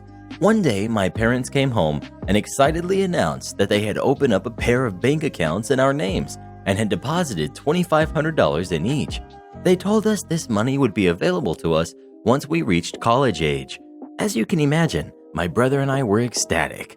I fantasized about using that money to buy my first car someday, or investing it in a mutual fund, something I had recently learned about in my budgeting class at school. Fast forward a few weeks later, I mentioned the money to my brother, and we started discussing the different ideas we had about how we would each spend the money someday. My mother overheard us and scoffed. What are you talking about? That's not your money, and you're not getting a car. I was so horrified, I felt like my heart stopped. What do you mean? You said you opened the bank accounts in our name. That doesn't make it your money. Your dad and I set up those bank accounts to fix a problem we were having with filing our taxes. Tears in our eyes and devastated, my brother and I reminded her that they had told us we would get that money once we went to college. Oh, that's just something your father decided to say because he thought it would make you happy. She then laughed. I can't believe you actually thought we would give you kids $5,000. Sure enough, we spoke to our father and he confirmed that they had closed the bank accounts and taken the money back. He also laughed, thinking it was pretty funny you guys actually bought that. I'm afraid I have no karmic ending to this story other than, as they say, a life well lived and the fact that I refuse to give my parents money ever. I have many other stories that I'd like to share, so I hope you'll enjoy reading them. Mother lies, takes money from me, then gets done over financially. Backstory. So I'm 19 and I've been living with my mother for a good 3 to 5 years. I was put into foster care at a young age and don't remember living with my mother at all. Before moving in with her, she would tell me how great it would be for me to live there and how I would be treated with respect and yada yada yada. Well, since I started college, things went to heck. My whole life, I always wanted to go to college for art, but my mother convinced me that it was stupid, and so I chose to go for a business degree. I got into my state's Business and Marketing Honor Society during my last year of high school for having a 98 average in all 5 of my business classes. My first semester of college, everything started out fine. Then the end of September hit, and I got a reimbursement from financial aid. Let me add, my mother is on SSI for minor disabilities and hasn't worked in the past 18 years. She has arthritis and fibromyalgia, so apparently she can't work. I got public assistance that I never knew about since I was never allowed to do paperwork for anything. I thought we only got food stamps, but apparently she lied and said I was paying a couple $100s for rent so she could get more money. So she was getting nearly $500 a month for my needs. I never got anything unless it was Christmas, and $350 a month for food stamps. My boyfriend had to buy me food because I was never allowed to eat at home and didn't want to get a $3,000 meal plan on campus. Anyways, I got a healthy $2,000 back from financial aid, which I originally planned on spending on clothes. I hadn't had a pair of fitting jeans since I had lived with my mother, a laptop for school, and food. Well, apparently every time I get money, it belongs to my mother. She demanded I give her most of the money, so I spent $1,500 on some jeans for me and a brand new PS4 system, PS Vita, PS Plus, and a bunch of PS4 games from my boyfriend. I know that sounds reckless of me, but he's paid me back for it. She was upset and belittled me till I gave her the rest of the money for rent and bills and food. She went off and bought her boyfriend crap. I was mad because obviously that's just not okay. I just pushed through the semester and kinda sucked it up like I usually do. February came along and pretty much the same thing happened. She demanded my $3,000. I got more this past semester because I only had to pay for one textbook. To pay for rent, electricity, the Wi-Fi, food, and everything under the sun. She got mad when I refused to give her more than $350. I went off and spent the money on my anniversary, including outfit, gas, 2 meals, and some gifts. A new phone. My phone barely worked and was 7 years old, and prepaid my phone plan for the next few months. I also bought myself some food for when I was home. She was irate. How dare I spend money on my boyfriend and not the woman who birthed me? I tried staying away from home as much as possible, driving around with my boyfriend for the most part, but every time I came home, I would get yelled at. Well, March was when crap hit the fan. I needed my Medicaid card. They put cash assistance on that card for convenience, and birth certificate for a program that helps people get jobs in the area, and she wasn't having it. Apparently, saying I needed them was being rude and disrespectful. I ignored her for the most part and kept insisting that I needed them right away because I had to leave. She gave them to me after half an hour of me telling her I needed to leave and just started yelling at me. So I left for a few hours and I got a call from my caseworker asking when I would turn in timesheets. I had to get a signature from each teacher stating I was in class to keep my insurance benefits and the food stamps. I didn't know about the cash assistance, and she told me I could lose the cash assistance if I didn't. I asked her what she was talking about, and she told me I got approximately $500 a month to pay for rent and other things I needed. I informed her that I never knew about that, and she was very upset that my mother was using the money on God knows what. She told me to change the PIN on the card and to not let my mother touch it. So I changed the PIN on my card, went home, and my room was torn up. My clothes were everywhere. My old laptop was missing. My Christmas gifts from my boyfriend were gone. I was very upset. I told my mother that I wanted my stuff back, and she just threw everything at my door. I started packing my bags because I was done with her garbage. She demanded I give her my Medicaid card back since she keeps everyone else's. She got in my face, threw my glass onto the floor, tried throwing my new phone, and was just screaming at me till I gave it to her. I have post-traumatic stress disorder, so I panic when someone is even slightly loud. After she went to the store and tried buying something with it, she came home and started shoving me around, demanding I give her the PIN. I was just like my father. I was garbage for buying jeans that actually fit me for once in my life. I was trash for liking the presents I got from my boyfriend and not from her. I got pants that were 2 sizes too big and very low rise for Christmas. Yeah, no, etc., etc. She actually hit me because of it. So, of course, I was dumb and gave it to her. Someone, for some reason, called the cops, and they showed up shortly after, and her boyfriend started telling them I was manipulative and a pathological liar. I showed them where she'd hit me and tried explaining that she took my Medicaid card, but they didn't care. The cops never care, because supposedly my mom's boyfriend has put half of our local police force into the hospital. After the cops left, my mother said that my boyfriend, who has done nothing and has only been supportive of me throughout this, was a criminal and that he was not allowed to enter the house again. Then she said I had a new curfew of 6 p.m. I had a class that ended at 5 and it took me 2 hours to walk home, so that was stupid. And if I left the house, I was to never return. So I left. My boyfriend took me to a homeless shelter specifically for teens and young adults that were in bad situations and had nowhere else to go. I got my own apartment with the potential of getting a roommate at some point, and I honestly have never felt better in my life. The following day, I go to get a new card, and my mother had taken out $260 at 5 a.m. with the help of my oldest sister. I had $4 to buy food for 2 weeks before I could apply for my own food stamps and cash assistance case. Most of the time, I only had water, and I would eat every 3 days at my boyfriend's house. I didn't eat anything for a week before being able to get food stamps. I wish I had gotten a job, but having 8 classes one of which was 6 hours a week for a measly 1 credit, took up the majority of my time. The college suggested I withdraw to focus on my mental health. I was afraid of leaving my new place because I didn't want to be attacked by my family or my mom's boyfriend. I went from seeing my therapist for half an hour every other week to seeing her for an hour every week. She suggested that I cut contact with my mother permanently, even though it meant losing a good $3,000 worth of stuff I bought myself over the past 12 years. I got paid to babysit and take care of the farm while in foster care. I was so upset about losing all 40 of my stuffed animals. They really meant a lot to me, and they kinda were the only things that had helped me calm down from a panic attack. I know it sounds immature, but I've had most of them since I was about 8 years old. Then something popped in my head while I was applying for my own food stamps and cash assistance case. The revenge. I realized that I could easily report my mother for welfare fraud.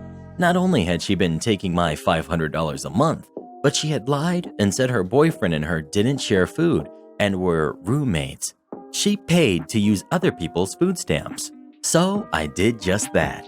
I went to our state's website and reported her for fraud, adding when she took the money from my card at 5 a.m. that one day. I went into detail, gave the exact location of where she did it and everything. I said she used other people's cards all the time, which was very true, and how she demanded my card whenever I had it. A couple weeks later, I get a letter from the Department of Social Services. They accidentally sent it to my address instead of my mom's, thinking she moved along with me. I open it, and I read that she was denied public assistance, denied medical insurance, and denied food stamps. She met the requirements for getting them, but because of my report, she lost everything but SSI, as far as I know. What probably helped was that I told DSS she stole my card and requested a new one, and the lady at the front desk was mortified. I found out she took the money out later when I set up the card online and saw all previous transactions for the past year. She's out $850 a month, more than her SSI, and out of her health insurance, which was paid for by the state, all because of me, and I boasted about it to my therapist. My therapist actually congratulated me because I'm very shy with people, so to report something like that was very unlikely of me unless you get me very angry. Not sure if this was appropriate here, but it took a lot out of me to even be able to do this. Thanks, anxiety. Entitled mom forgot her kid at the supermarket for 2 hours. Cast. We've got me. We've got my boyfriend. We've got Annie, entitled mom's daughter. She's about 3. We've got the man at the help desk. We've got the nice dad and the entitled mom. We've got police 1 and 2. Important note. I live in a fairly small town, so many people here know each other. This happened last year, mid-June. We were on a break from school, and boyfriend and I decided to get some snacks for a movie date. As one does, we go to the supermarket and start grabbing our stuff. We were debating which cider, I'm a lightweight, I should grab when I see Annie enter the aisle. She looked scared and she was crying a little bit. As anyone with a little bit of a heart would do, we leave the cider for now and go to see what's the matter. Me. Hey there, are you okay? What's wrong? Annie looked up at me. Maman. Mommy in French. Me. Oh, have you lost your mom? She sniffles and nodded. Me. Well, we're going to help you find her. Is that okay with you? I'm me, and this is boyfriend. What's your name? Annie. I took her by the hand and walked up to the help desk while boyfriend paid for the groceries. We didn't get cider. I notified the man working the desk that Annie had lost her mother. He was very kind and asked for Annie's name and family name so he could make a call on the microphone, which went about like this. Man. The little Annie X has lost her mother. Could the mother of Annie X present herself at the reception desk? Annie was set on a little bench that was facing the exit. That way, she could have seen if her mother was about to head out. It was rush hour, Friday, around 5 p.m., so it took boyfriend a while to pay for everything and get to us. By that time, another message was sent around the store. Poor Annie was scared, as she kept asking where her mommy was. We tried to entertain her. The man allowed her to read a book from the book aisle to prevent her from freaking out too much. After 1 hour, she claimed she was hungry, which seems fair since it was probably around 6 p.m. We didn't have very healthy food with us, but gave her a little snack, a sponge stuffed with chocolate shaped like a bear. This went on until an hour and a half after the first call was made. The man who worked there pulled my boyfriend and I aside for a minute, saying that they were obligated to call the police because this could be a case of abandonment. This was a relief in a way because the police would know how to take care of her a little better. About 10 minutes later, 2 policemen showed up and came inside. Boyfriend, employee, and I were first asked about the situation. Annie was asked a couple of questions too. Officer 1. Hi, Annie. I'm Officer. I'm here to help you find your mommy. Annie. Is mommy in trouble? No, don't worry. She's not in trouble and neither are you. If we want to find her quickly, I'm going to need to know what she looks like. Do you think you can help me? Annie nodded and described her mom's hair color, eye color, and very roughly what she was wearing. Mostly colors since she was only about 3. Well, shortly after that, a man and a woman entered the store. While the man was running like crazy and the woman walking slowly behind him. The man was calling for Annie, looking so worried. This prompted Annie to look up and her face lit up. She ran up to them screaming, "Maman, Papa!" Mommy and Daddy in French. Nice Dad hugs her and looks so relieved. He was apologizing to her so many times. The police still asked to see both of their IDs just to confirm that they were indeed Annie's parents, but that seemed to be more of a formality since Annie was the one to recognize them. Officer 2 asked them what happened, and what we heard shocked us. Entitled Mom. Well, I was doing my groceries, but Annie was being annoying, so I sent her to look at toys.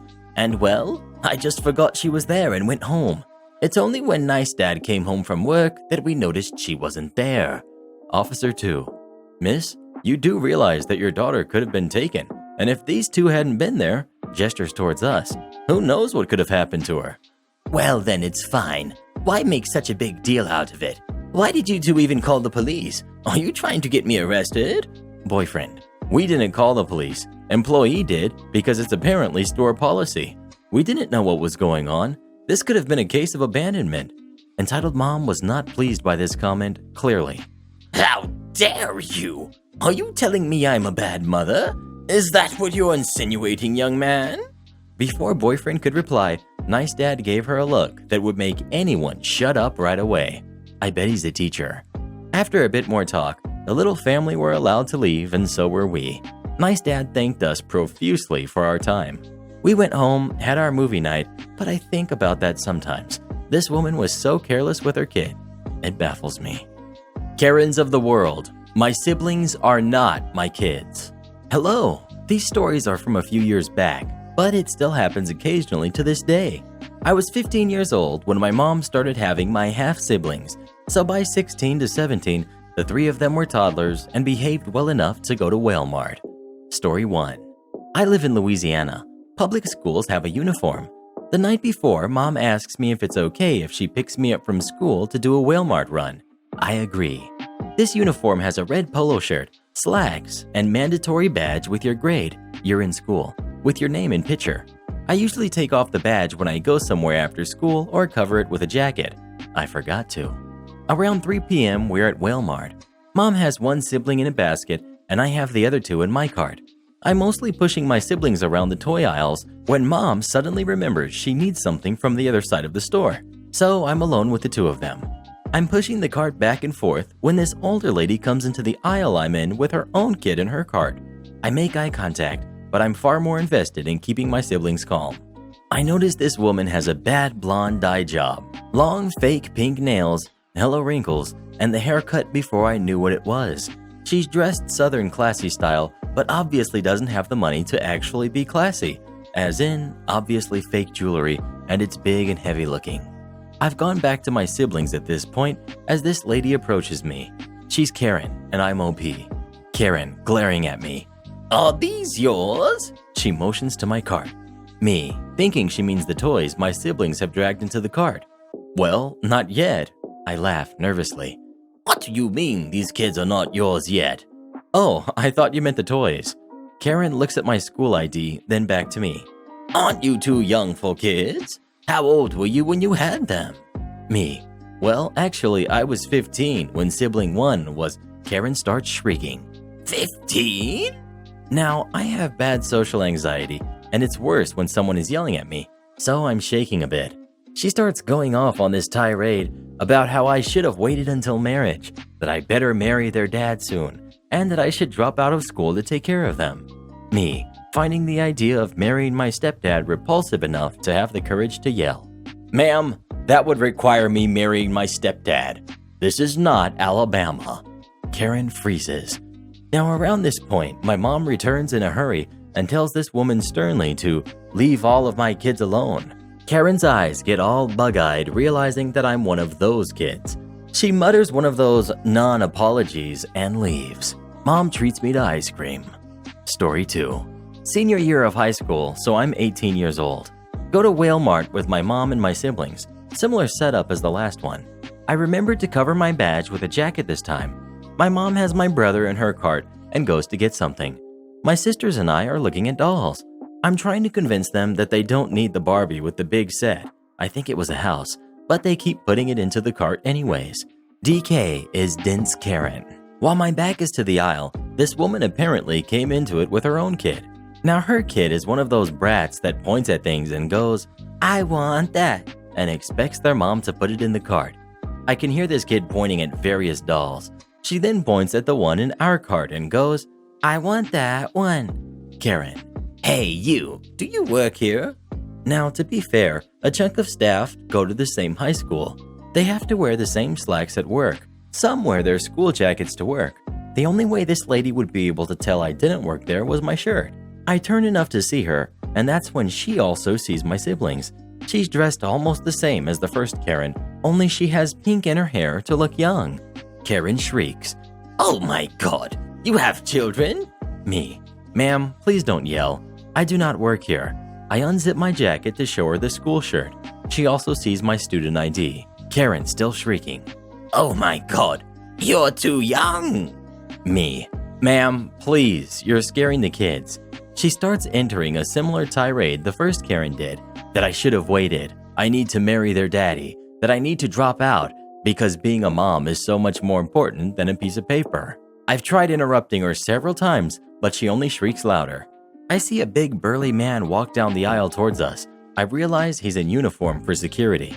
Security firmly: "Ma'am, if you do not stop yelling, you will be escorted out." Shrieking still. How can you be a good Christian man and not react to the sins before you? Security loudly and firmly: "Ma'am." She then turns around and actually looks at him.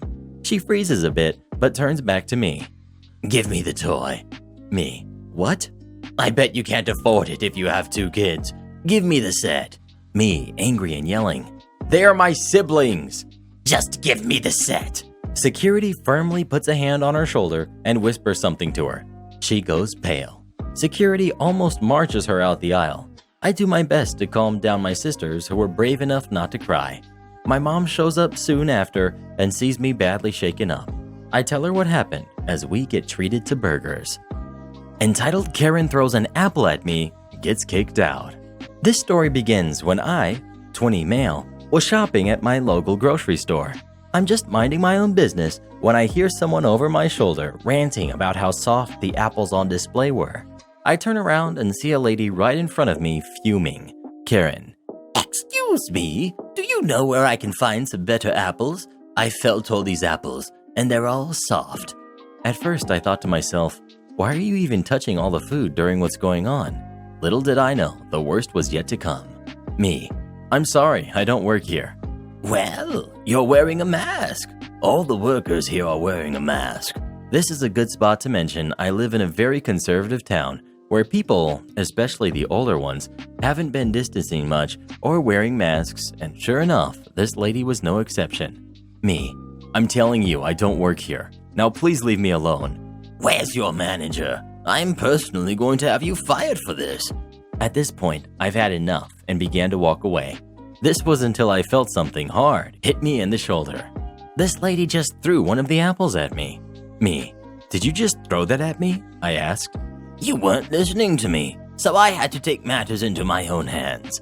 At this point, an actual employee walks over and sees this commotion and asks us what's going on. Karen: Your employee here is being very unhelpful, and I'd like to speak to a manager about it immediately. What she didn't know is that this helpful employee saw the whole thing and isn't buying a word of what Karen is saying. Employee: Ma'am, I saw the whole thing, and I'm going to have to ask you to leave the store now. What do you mean? I haven't done anything. It takes the employee threatening to call the police before Karen finally gets the message and leaves the store. The employee apologizes profusely and says this isn't the first time he's dealt with that same lady, and if she does it again, he's going to call the cops for real. After that, I just continued with my shopping like nothing had happened and was just trying to forget about it. Looking back, I wish I would have said something sassy to the lady as she was leaving, but honestly, I was just too much in shock of what had happened to do anything. My sister thinks $55 covers 2 months of babysitting. This makes me hurt a little, because up to this point, my sister was the only one I could mildly get along with within my family. But I guess she is my mother's daughter, so the entitlement shouldn't have been a surprise. My sister and brother-in-law are both essential, cop and doctor, so they've needed someone to watch their kids now that school is canceled and a lot of daycare services aren't around. And even then, the youngest one had been kicked out of 2 of them, and finding a new one is difficult due to that. So I've been watching these kids 4 to 6 times a week, depending on their schedule, anywhere between 7 to 12 hours a day. I was told to wait until they got paid, then told to wait for the stimulus check to come in and they'd pay me for it. At that point, and I do have the text, it was going to be $85 a week. Regardless of that, 4 to 6 times a week. Well, they got the stimulus check in. My sister gives me $55 and tells me that this was for the babysitting. I told her, what the heck? This wasn't what we agreed on. I was told that I should be grateful because she has been feeding me. No, she hasn't. I bought my own food, intended to have to buy the food that these kids were eating for lunch. I was told that it was just like hanging out, having fun, playing video games with my nephews. No, it was not, and she knows her kids better to know they're monsters. They're both destructive. It's a hassle since I have to chase one of them around all the time to prevent them from climbing shelves or from getting out the front door because these kids were never taught to mind, and when I refused to bring my gaming laptop for the older one to play anymore, I told him specifically if he wanted to play on it, he'd only touch the wireless mouse and keyboard and play it at the desk, but not to touch the laptop. So what does he do after getting bored with the one game he begged me to let him play? Picks up the laptop and runs with it and drops it. I screamed at him, not my best moment, and he had the attitude of a valley girl of, whatever, accidents happen, that's why they're accidents. If it breaks, you can just buy a new one. Of which I told him he would be the one to replace the $1,600 computer. But since that day, he's been a whining jerk about me not bringing it over for him to play with. I have to deal with these kids all the time and not being able to do a thing about it. They are monsters, and the only reason I agreed to do this was because she was my sister and she needed the help. But I was supposed to be compensated for my time away from my own work. I work commission-based jobs at home, but I can't work on it around them as there's no pause for me to do it. I know it'll probably be crappy of me to do if I just don't show up for the next few days until they fix paying me what they at the very least owe me.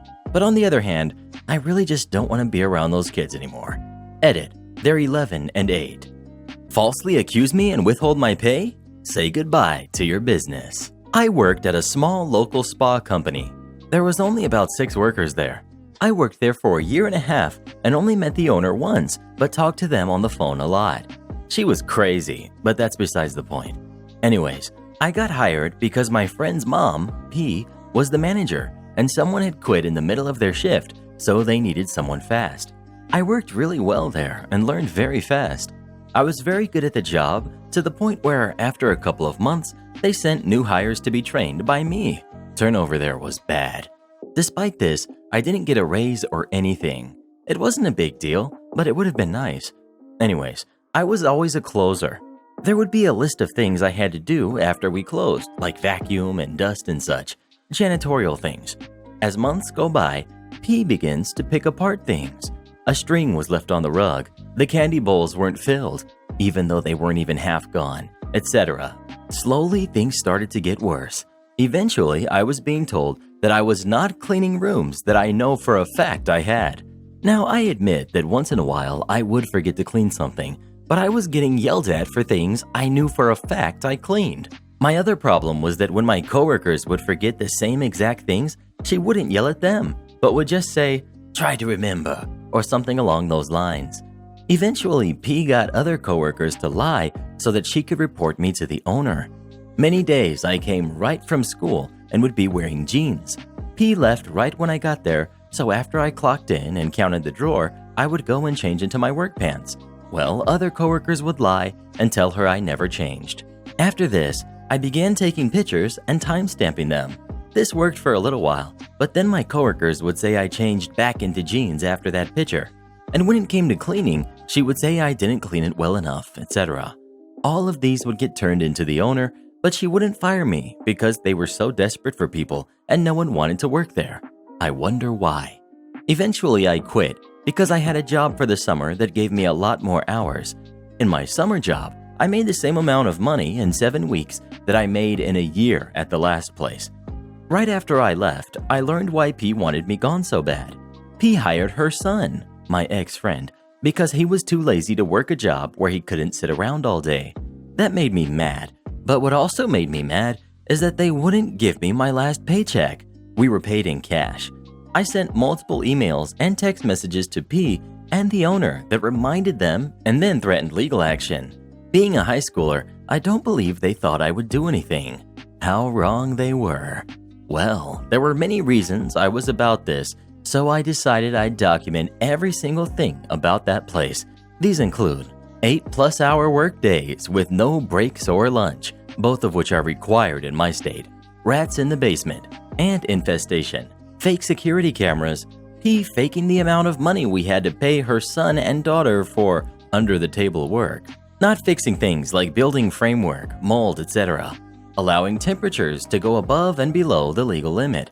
On bad days, it was above 100 or below 50 inside. P giving themselves a raise, even though they already made more than anyone else there. Selling client information. P compiling clients for another worker to take with them to a new company. Usually not illegal, but the way they went about it was. I don't remember the exact details. Not doing anything about harassment and not paying workers. There'd be days where we didn't have enough money in the drawer and the owner and or P would be too lazy to go to the bank, so they would just straight up not pay us. Not only this, but prior to me leaving, I recorded some of the mistreatment from P. Believe it or not, I even got them to admit to making false write-ups on me. There was more, but I can't remember what else right now. Anyways, I compiled all of this and sent it in an email to OSHA. It went down.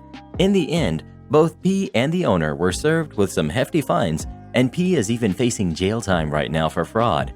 The owner had to shut down their business and sell it. I don't know if the owner is facing any jail time. I emailed every spa within 50 miles, so the owner, P, and some coworkers have been blacklisted from working within an hour of where we're located. I never did receive my last payment. It wasn't worth going to court over, but what came out of it was so much better. My taxes pay your salary. No, they do not. This happened 3 years ago, but my friend reminded me of it yesterday, so I thought I'd share. It was the middle of June and my first weekend off in quite a long time. I'd been giving my friend a never-ending rain check of promising to teach her to fish. Our schedules finally line up, weather's perfect, it's fishing time. We arrive at a local lake. It's the type where you don't need a fishing license, just a pass for the lake. Money goes to the city. We buy our passes from the concession stand and head back to my car to get the gear. I brought 3 setups, one for me, one for a friend, and just in case. It's a really busy Saturday morning, lots of people. We do a mini hike across the lake to get to our spot and get to fishing. Friend learns quickly. We catch a few before the sun's all the way up. We're pumped how well the day is going and decide to take a lunch break when it starts to get hot. At about 11, we take the stuff back to my car. We chill, eat, hydrate, and head back. While we're walking back, a group of kids break away from their families to follow us around. They were all boys, 4 of them. 3 of them were probably around 8 to 11, and the 4th is maybe 6. I'm thinking they just want to watch us fish, and they likely told their parents where they were going, so I don't even think about it. We get back to our spot, but the kids are trying to follow us down the hill. The top of the hill has a trail. If you're careful, you can climb down to reach a small landing that's close to the water's edge. It was stressing me out watching them try and climb down, so I yell up to them to find a safer place for them to watch. Basically, next to us, easier to get to, but there's a gap in between the landings. Once they got down, they decided to have a rock skipping contest. Not exactly polite to do that next to people fishing, but I let it go. Then these kids decide to have a jumping contest. They're jumping from their landing to our landing, back and forth. There's only a 2-foot gap, but if they fell, they'd definitely get hurt. Friend is getting more stressed than me watching them. Makes them promise her to be careful. They said what I probably would have said when I was their age. Fine. Whatever, guys. The ringleader of the group, oldest, maybe 11, then asks me if they're allowed to fish. I ask them if they have a pass. Stupid me. They say yes in unison. I tell them, if you got a pass, you're good to go. Ringleader puts his hands on my fishing pole that I'm holding still and asks if he can use it. I pull away, say, no, bud, I'm using it. He picks up my just-in-case pole without asking and says, what about this one? No, that's mine, and I don't want you hurting yourself with it. Little brat gives me an attitude and shouts, well, what can I use? I didn't even know what to say at first, but I pulled out Old Faithful. Go ask your parents. It worked. They immediately left. About 20 minutes later, we hear a large group of people coming down the trail. It's the kids and their family, and the kids are whispering and pointing at me, mostly just ringleader. A lady a bit older than me, guessing mom, angrily makes her way over to the spot and lays into me. I don't remember everything, but the general consensus is that I'm ungrateful and I need to get shot, her words. Kids are still close, so I decide to keep it PG. I also have a little issue with my hearing. If something is too loud, I can't usually make out the sound. Like if you're yelling at me, I'm not going to get every word. I explain I can't hear her when she raises her voice. She starts yelling louder. I'm getting nothing. Friend is mortified. I stare at her until there's a break and say, yeah, I didn't get a word of that. She almost starts to go off again when the guy with her shouts something at her in another language and she stops. Angry lady. Did you tell these boys they couldn't fish? Me. No, I said just the opposite.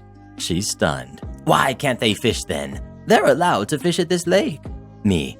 They can fish. They're absolutely allowed to fish here.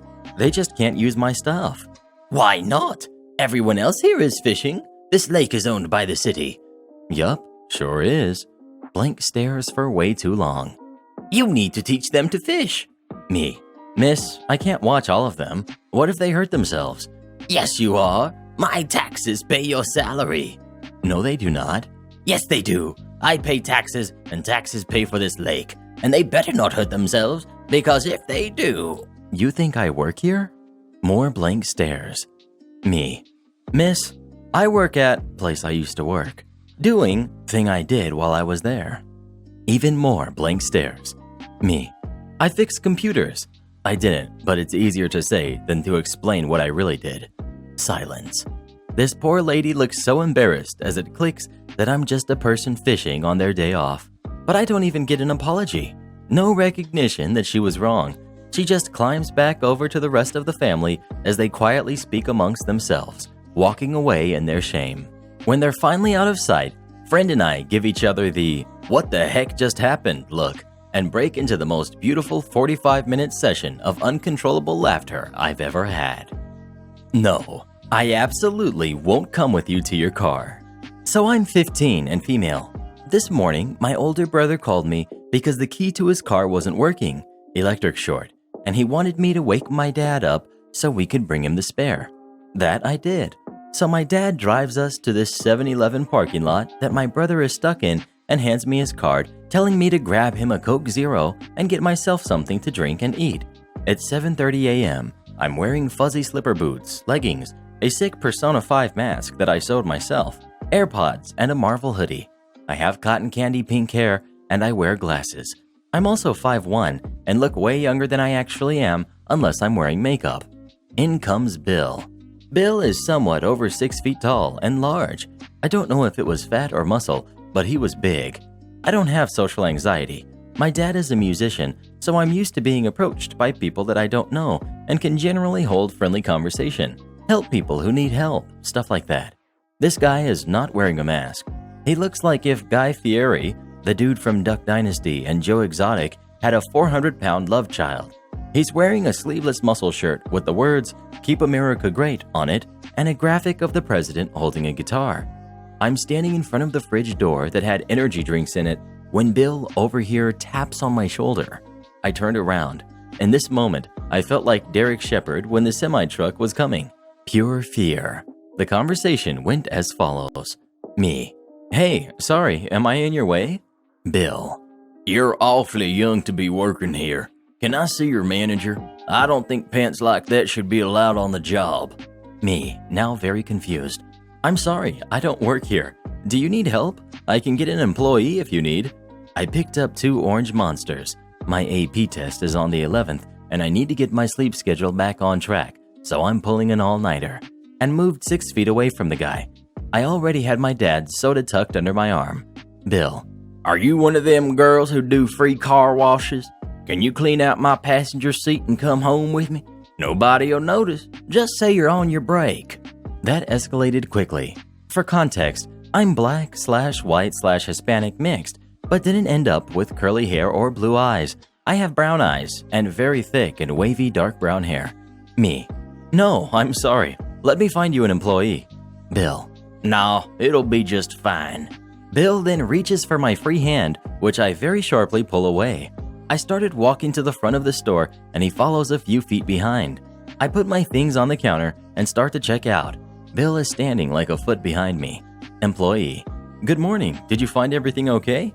Me. Good morning. Yes, I did. Thank you for asking. Bill, now yelling. Excuse me. I can see that you're friends and all, but your employee has been absolutely disgusting to me, and I want my gas pumped for free. Employee. Sir, I'm sorry. She's not an employee. She's a customer. No, she's not. She offered to help me in the aisle back there. Sir, that was probably just her practicing common courtesy. Me. Is your chip reader working or should I swipe? Bill. I want your manager now. Employee. Sir, I'm the only person here right now. The manager will be here at 10 a.m. I'm standing there holding the card and waiting for this dude to back off and grab a little tube of donuts from the counter for my troubles, then place it down since I hadn't paid yet. Bill then huffs and storms out, gets into a 4x4 with wheels as tall as me, and very aggressively drives away as Hotel California blares from the speakers. I could hear it from inside the store. Employee. The chip reader works. Go ahead. The total is $11.24. I left and found my dad, handed him the bag, and told him my tale. We leave. On the way home, we passed Bill's truck. I don't think he saw us. I hope he didn't. We were in a Prius.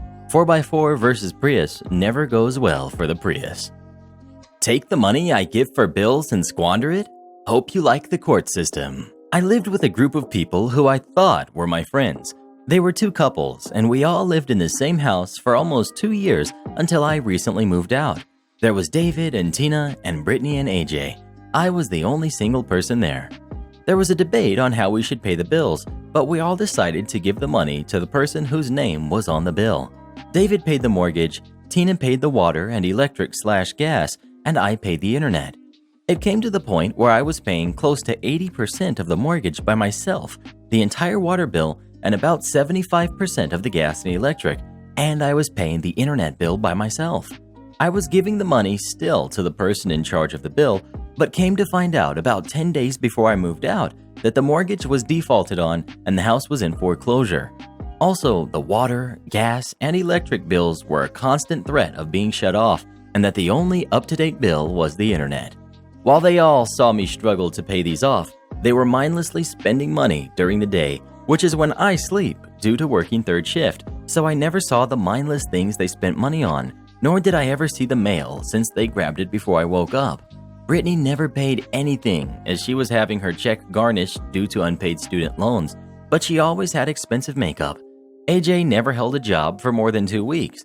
David and Tina were always calling into work, knowing that I wouldn't allow them to go without a home due to our history. One day, I woke up while they were all out and about doing something or other, so I went to go check the mail as I was expecting a package when I saw the bills in the mail, so I decided to investigate. I opened up the gas and electric bill, as they are by the same company, to see a total amount of almost $400 and in risk of being shut off. I was shocked and upset. I knew right then and there what was going on, and I vowed to do them over as hard as I could. I had just interviewed for a new job that paid almost double what I was making, and I knew that I interviewed well with them, so I told myself that if I got the job, I would give them a 30-day notice and move out. And as it was close to the end of the month and I had already paid them, I would be moving out before the 1st of February. I got the call with the job offer the next day, which I happily accepted. I did the paperwork for the background check and it all came back clean. The same day I accepted the offer, I typed out a 30-day notice and recorded myself with my phone in my pocket, handing it to them, explaining that I was moving out. I started my job and my hunt for an apartment close to my new job, which I found within a week of starting. I took almost the entirety of my checks, set them aside for rent, deposit, and basic things that I would need. I was asked several times to help with the next month's bills, to which I said no, as I was saving for my own place and that they had plenty of time to come up with the money between the four of them, because I was doing it all by myself, pretty much on a meager pay rate of $11 an hour before my new job. There were a lot of scowls, passive-aggressive behavior, and flat-out attempts to take or use my things or foods without my permission. The day came when I finally went and got my U-Haul and had a few friends help me move. Free beer and free lunch are the best payment ever, as they shared it all with me. I was determined to get it all in one go, so I got the biggest one they had, and we got everything packed up. I took everything that was mine down to my pizza stone, which they loved, my expensive kitchen knives, which they would use and never clean, even my toilet paper that I had bought 3 days prior to because I needed it. A few rolls went missing very quick. After moving everything, I sat down on my couch, looked around, my cat at my lap, and breathed a sigh of relief. I happened to be good friends with my previous neighbors and asked them to keep an eye out for anything out of the ordinary. 4 days go by, and I come to find out that the gas, electric, and water have all been turned off, and they were asking to fill up some buckets to manually flush the toilets, bathe in, etc. Now, both couples have dogs, which my cat hated as they were both hyperactive as heck, but I loved them. So I decided that those dogs were in a dangerous situation as they had no water, no heat in the middle of winter, and probably no food as I had bought the last bag about 2 weeks prior. I hate to see an animal hungry. So I called the local humane society and left an anonymous tip about the dogs and how I was worried about them. The next day, my neighbor, Todd, texted me telling me that the dogs were removed from the home, that my previous housemates were being charged with neglect, and because of the lack of utilities, that these were not civil but criminal charges. This was enough for me to smile, but I wanted more. I knew that David was divorced and had a kid. I also knew that he wasn't paying child support. I then contacted the local courts and made them aware of the flagrant non-support and that maybe they could help the agency looking for him. I provided the address that we lived at, and the homeowner was the one who was being looked for. From there, it came to light that he was almost $25,000 behind, which is a felony in the state where I live. He's now living with someone on their couch as Tina left him. The house has been foreclosed on, and he has nothing to his name while facing multiple criminal charges. Moral of the story, don't take advantage of a friend who knows all your dirty secrets. Mother expects me to split my stimulus check with my entitled sibling. To preface, I just turned 19 years old and my sibling is 20. I wasn't planning on getting a stimulus check due to the fact that I thought I was considered a dependent due to not having a job and such. So I was just living my life, waiting for when I can get my GED and a job. 2 days ago, my mom was cooking herself dinner and I walked into the kitchen to get myself something. She asked me if I would be upset if I didn't get all of my stimulus check, and she took some of it to pay for my GED and driver's education courses. I said that I would be a little upset. I wanted to make that decision for myself to feel a little bit like an adult, and that I thought I wasn't even going to get one. Next thing I know, she came back in from her car and angrily handed me my check and said that I better be responsible with it. Now, call me unreasonable, but that was a little rude. But me being me, I just brushed it off, made myself dinner, and deposited it through my bank's mobile app. Yay, I got money for important adult things, right? Wrong. It's been 2 days now, and my mother just told me in front of my entitled sibling and dad that I should split my check with my entitled sibling. Now, I like to think I'm a pretty generous person with a big heart. I love helping people out and all, but my entitled sibling is the least responsible person I've ever met. They spend all of their money on junk and knickknacks with no purpose, especially since I need to spend the money on important things that will help me move out of this place. I said no. After this, my mom went to bed.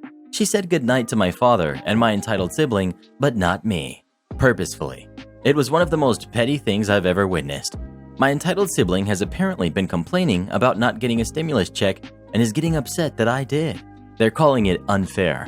I think it's perfectly fair because I didn't decide the rules for everything. I shouldn't have to shell out $600 to a person that's going to spend it on junk. Am I the one being unreasonable? Should I just give them the $600? Or should I actually stick up for myself for once and spend it on the things that I need? Any advice would be appreciated. Old lady says I'll be written up for telling her there's no breakfast. So for some background, I work in a senior living home as a server, and I'm a pretty nice person to the residents. But when they start yelling at me, I tend to cry a little, so I don't really confront anyone. We've got the old lady, we've got old lady's fiance, we've got coworker, we've got boss, and me. Story. So in my work, we stop serving breakfast at 1 p.m., and old lady usually comes in with her fiance at around noon to eat breakfast. But on that day, they came in at like 1:05 p.m., and they sat down at the table they always do, and I went to go take their order. Me. Hey, old lady and old lady's fiance, do you know what you would like? Or would you like some menus? I asked because I know they didn't know what we have for lunch since they never order lunch. Old lady. Yes, I would like some pancakes. And me. Oh, I'm sorry, but we don't serve breakfast after 1 p.m. I'm sorry. Lady. What? Not even eggs or bacon? Nothing? Me.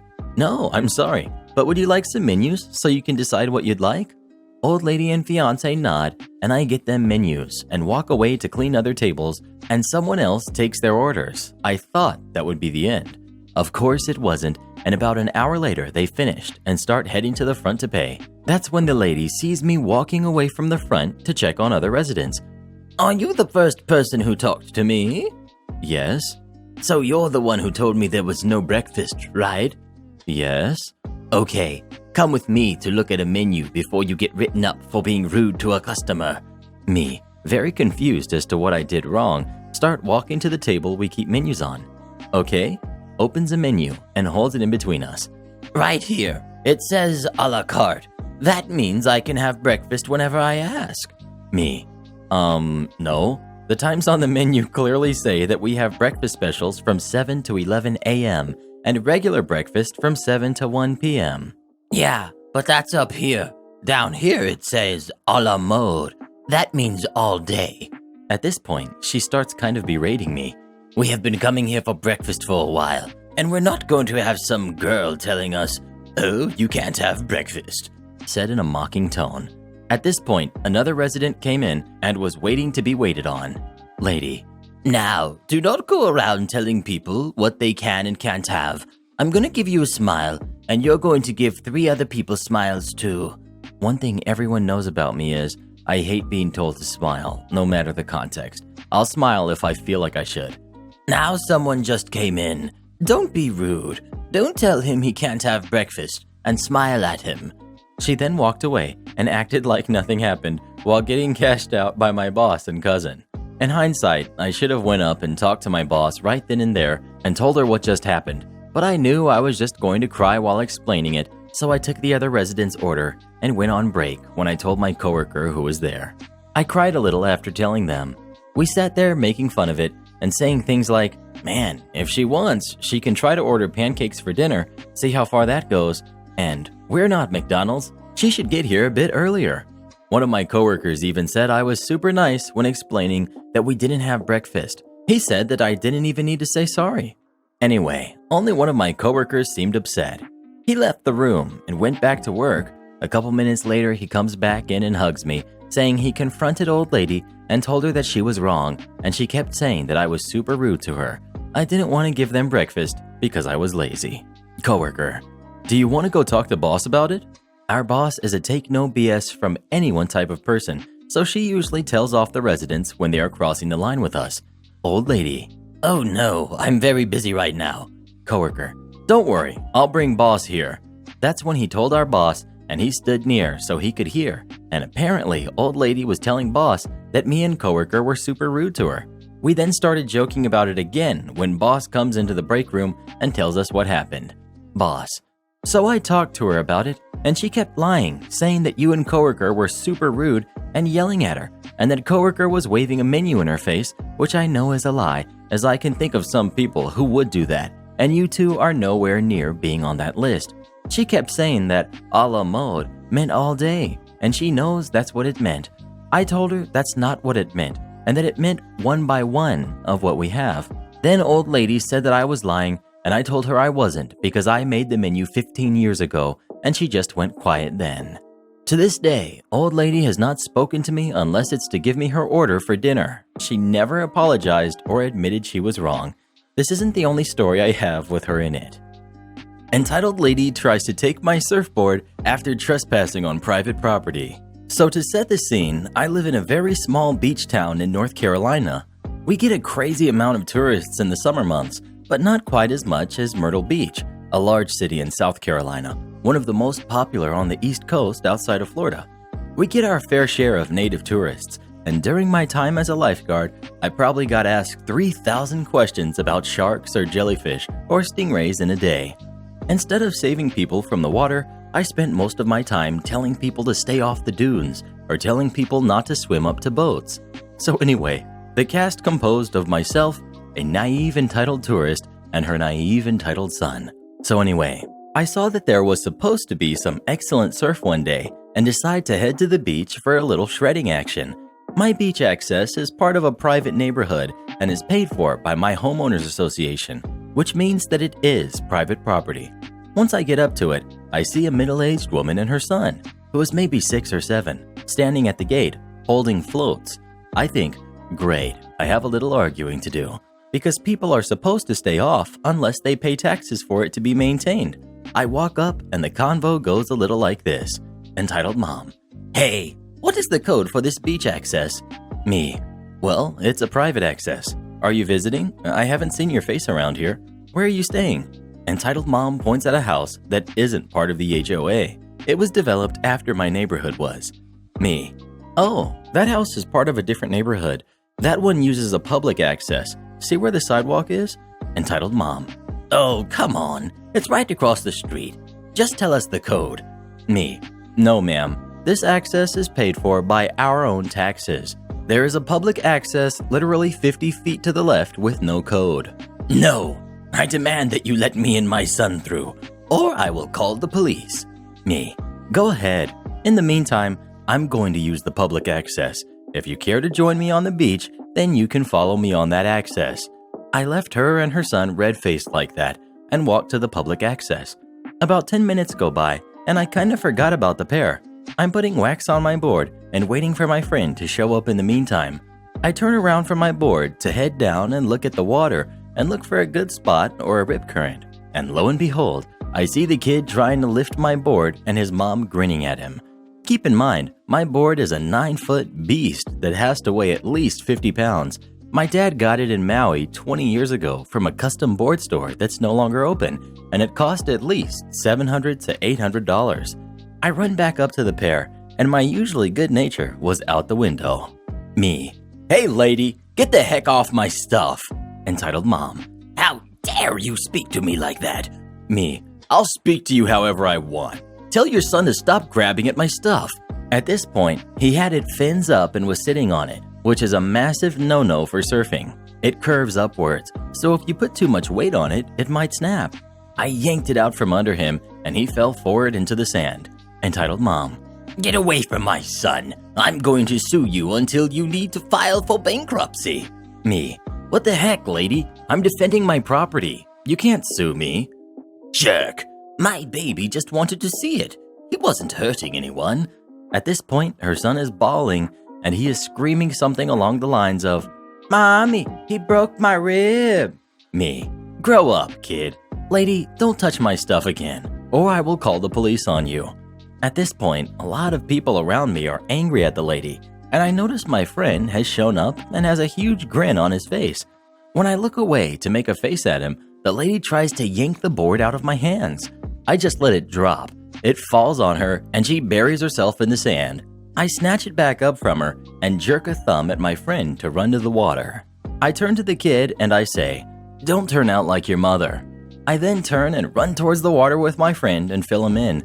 And from what we can see from the waves, the lady is getting shamed off of the beach by other beachgoers, most of whom knew me and knew I wouldn't fly off the handle unless it was something crazy. That's about it. Nothing much compared to some of the absolute BS I've seen on this sub, but still a wake up to me that people like that exist. Irritating vegan coworker takes off his pranks way too far, so I destroy her entire paradigm. At the time, I was a 7-year veteran at a large tech corporation, senior designer on the communications team by then. The senior copywriter went on maternity leave, leaving a temp in her place. Although irritating in a nondescriptive way, she presented well and seemed competent enough.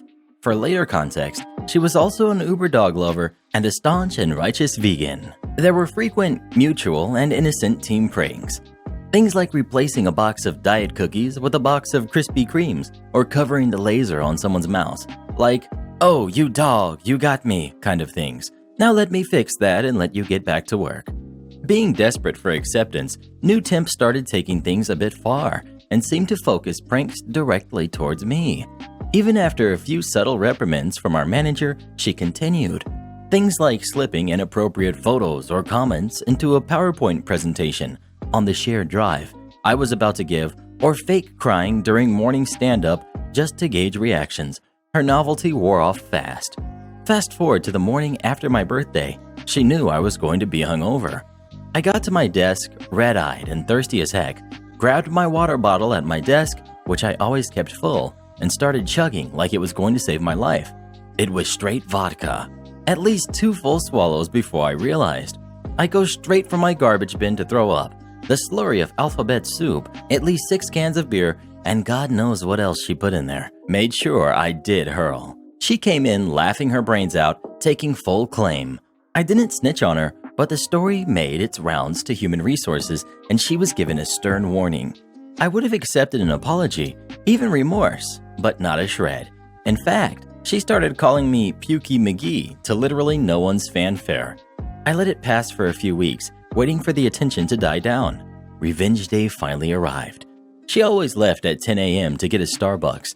I took this time to plaster "lost dog" posters anywhere outside the office she might stumble by on her way back. She fell for the bait, asking around, but no one was the wiser. Once she was cozy at her desk, I went to her car to stage a hit and run, with chunks of fatty steak, an old leash and collar, and a bag of fake fur. I went to work. I'd share the pic, but it's long gone. But it was very convincing. Looked like a leash was caught around her rear passenger axle, and the dog got clogged between the tire and wheel well. I left the collar dangling out the back. It didn't take long before even others noticed the lost dog posters or the car and put 2 and 2 together. Eventually, the owner of a white so-and-so with license plate such and such, "Please come to reception," went over the intercom. It's on. It was delicious. She was out in the lot, sobbing so hard she was coughing, carefully placing all the chunks into a box. It took her an hour to gather every precious bit, crying the entire time. My theory was that she wanted to return the dog to its owner as best she could before calling the number on the poster. Was a shame there was no owner or dog, but she was too distraught to realize it was fake. I thought for sure the lack of bones would be a near-instant giveaway, but to my utter shock, it wasn't. A scenario I wasn't expecting, but welcomed just the same. It was just assumed the dog owner had printed the wrong number on the poster because the remains were never returned. She had the collar and leash cleaned and posted pictures of her own in hopes of finding the owner. Given her reputation, there wasn't much sympathy offered. She took down all her dog lover crap off her desk and kept very much to herself for the remainder of her term. Bonus that she even left early, but not sure if I can take credit for that for certain. Disclaimer: for those that will likely claim she just liked me and wanted my attention, I assure you that was not the case. There's way more background than just this story. Even if it were, this was in adulthood, not grade school. Edit. Thought I should clear up a few things based on the comments. 1. OP is not a vegan, however is a huge animal lover, owns several dogs, cats, and has rescued many animals. OP has nothing against vegans, just the ones that preach it. Relevant distinction for her personality and subsequent reaction, not the reason for revenge. Steak bits was an easier way of describing a bag of butcher scraps at the time. 4. To make it clear to the ones that thought this was petty revenge for minor inconveniences, here's a list of some of the more inconvenient pranks. Replacing water with vodka was just the last straw. Hiding car keys then leaving. Wasted hours of people's lives, but was welcome news to cab companies. Pulling fuses from cars is dangerous. Again, could be fatal. Brake lights, headlights, airbags, all very important, you should think, right? In hindsight, I do regret not coming clean. The believability was not expected and I froze, but the pranks most definitely stopped. When bullies don't get the point from a passive and apathetic authority, the only route is to pop them straight in the nose good and hard. Entitled mom tried to get her daughter my job because I'm chubby. I'm female and home from college. The stay-at-home order in my town is slowly being lifted, so some businesses are finally opening up. My parents require me to have a summer job. I'm blessed enough that I get to keep all the money I earn. My parents just like me to work to gain experience. This will be relevant later, but I'm not a skinny girl. I wouldn't consider myself large either. I'm 5'6" and weigh about 140 to 145 pounds right now, and carry most of it in my hips and thighs. The freshman 15 did hit me hard though, as I used to be 120-ish. So today, after finishing my last online final, my dad called me. He told me that one of his friends who runs a heating/AC company texted him and that they were looking for girls to work in the office, answering phones and stuff. I got excited because that's exactly what I wanted, so I put on a dress, printed a copy of my resume, and drove down. The ladies inside were super nice and asked me to fill out an application, so I sat down to do so. And this is where the entitled mom enters. Here's everyone involved. We've got entitled mom. We've got entitled girl, probably 16-ish. We've got me. We've got desk lady 1. This woman is relatively thin, which will be relevant later. We've got desk lady 2. Desk further back, still in the room. This woman is plus size, which will be relevant later. And we've got the boss of the business.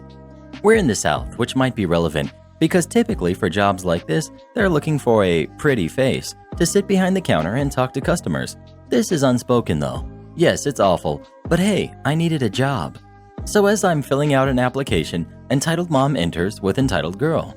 She announces that she's here about the opening and her daughter would like to apply. Desk lady 1 explains that she'll need to fill out an application and hands her one and a pen. They come sit in the lobby right beside me, which I thought was weird, but I didn't say anything.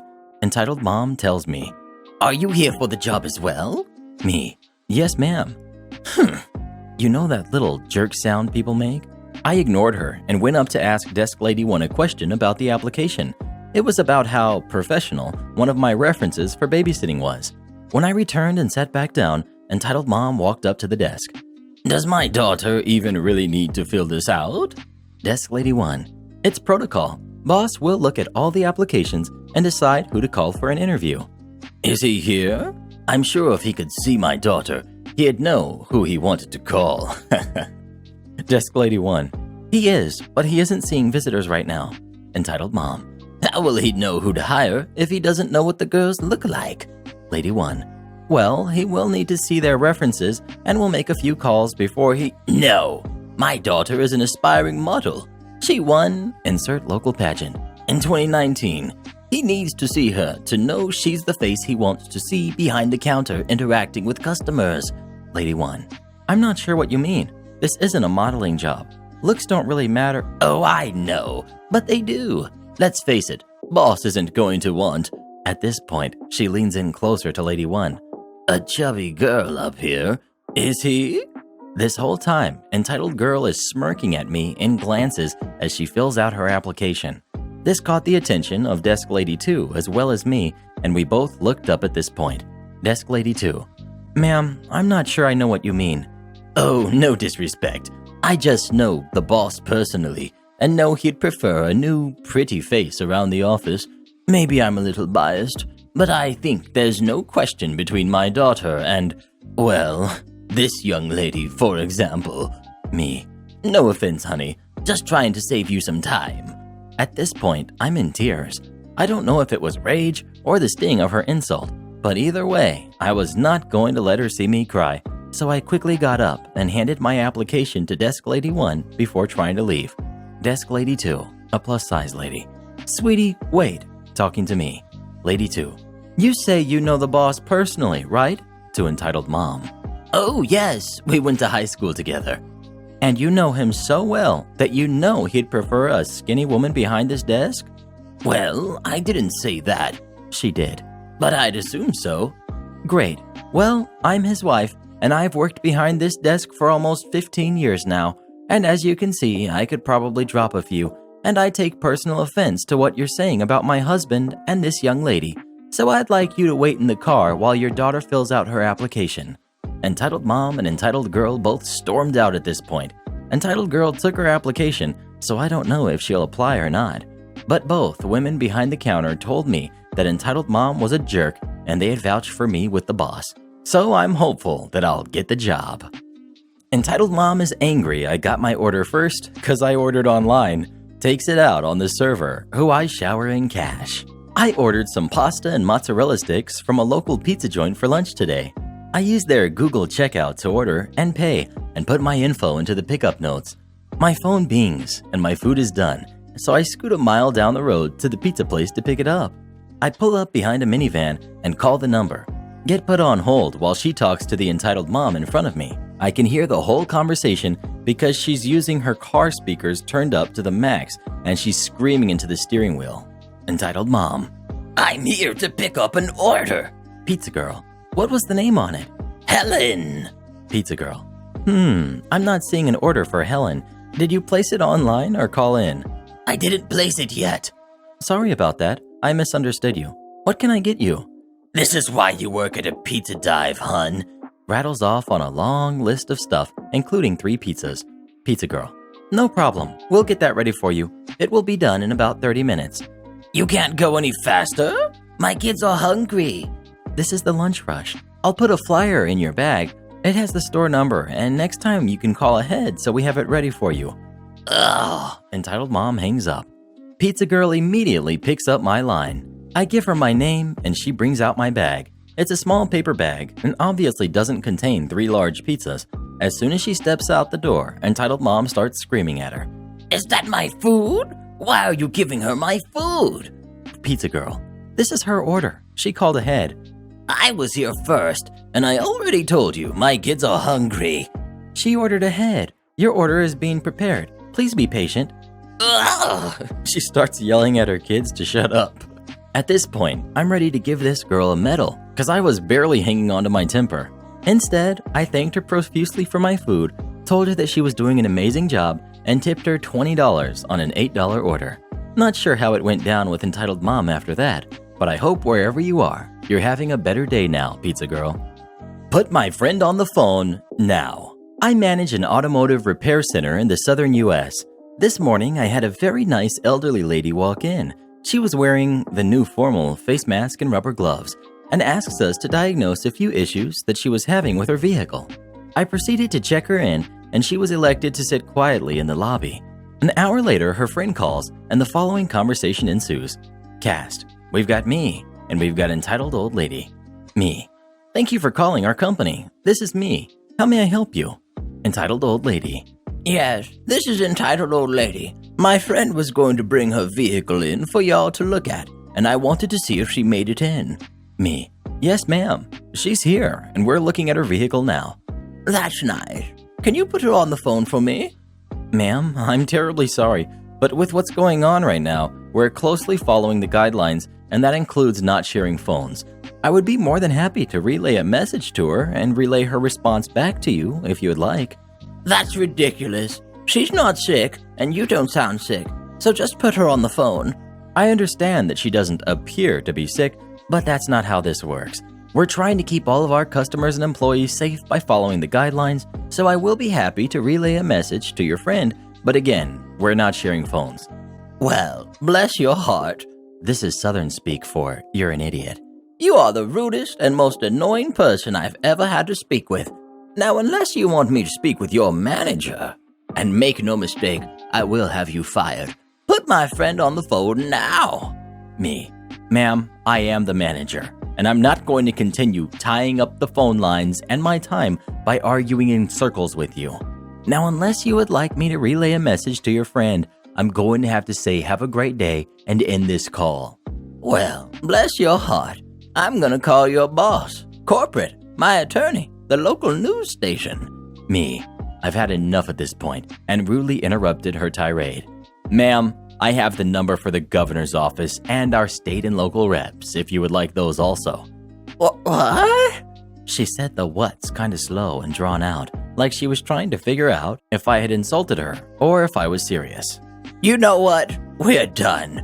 I'll just call my friend on her cell phone." Click, she hangs up. 2 seconds later, the customer's cell phone rings in the lobby, and she asks entitled old lady why she wasted 5 minutes of my time arguing instead of just calling her on the cell phone to begin with. Customer apologized for the entitled old lady when we were finished with her vehicle and tipped both myself and the tech that worked on her vehicle for our troubles. Entitled mother tries to use me to get family discount at the cinema. Background: I'm currently 21, female, but I've always had a baby face that makes me look younger than I am. I'm often thought to be 15 or 16, and people treat me like a kid until I call them out on it. It can be convenient at times, as up until 2 years ago, if I went to the cinema and just asked for a ticket, age unspecific, they'd just automatically give me a kid ticket. Characters: we've got myself and we've got entitled mom. So I was 16 at the time, but looked around 9 or 10, and was waiting in line at the cinema to get a ticket. I forget what movie, as it was a long time ago. Directly in front of me was a family of 3. At the time, you could get a discount if you had 2 adults and 2 kids by buying a family ticket, which was less than buying 3 separate tickets. There were a few people in front of us, and I'd noticed the 2 parents staring at me and whispering to each other. I wear a lot of anime tops, so I'm fairly used to that behavior, so I mostly ignored it. The family gets to the counter, and entitled mom very loudly stated that they want a family ticket to a U-rated movie. The cashier, of course, tells her you have to have 2 kids for that, at which entitled mom turns around, points at me, and says, "She's with us." I naturally look at her like she's got 2 heads and say, "No, I'm not." Entitled mom puts on that real condescending, smoothie tone adults use with bold kids and says, "Honey, don't act up in public. Just come here." While her family cross their arms and stare at me like I just did something wrong. I glared at her and walked over to the second cashier and said, "1 adult ticket for the movie," and showed them my passport for ID. The cashier, of course, charges me and gives me my ticket. Entitled mom starts spluttering at the worker for allowing kids to buy tickets to those types of movies. Both cashiers just barely hid, rolling their eyes as the one in front of her asked her what tickets she wanted. I trotted off to the necessary screen and left them at the counter to deal with it by themselves. Sir, she doesn't work here. About 6 months ago, I was at my local health food where I regularly shop. Enough to know employees' faces, but not names. I have pretty bad social anxiety, in part due to the fact that I'm a pretty good-looking girl and tend to get a lot of unwanted attention. I usually avoid dressing nice and wearing makeup because I would just rather avoid solicitation as much as possible, despite the fact that I love dressing up. It's also hot where I live, which means it's not always practical to wear full-length garments. On this particular day, I was wearing cargo pants and a tank top. For some background, I've been followed out of the store twice by creeps, luckily with no physical harm thanks to evasion and quick thinking by Good Samaritans. Anywho, so I'm in the small health food store, cart in hand, picking up yogurt along with a few other things. An older man in his 70s is standing in front of the yogurt section looking a bit confused. I slip in front of him to grab what I was looking for. Older man: "I'm wondering if you could help me. I'm looking for a special yogurt, but I'm having trouble reading the labels." I don't really mind because I like sweet grandpas, and I'm also in the helping profession.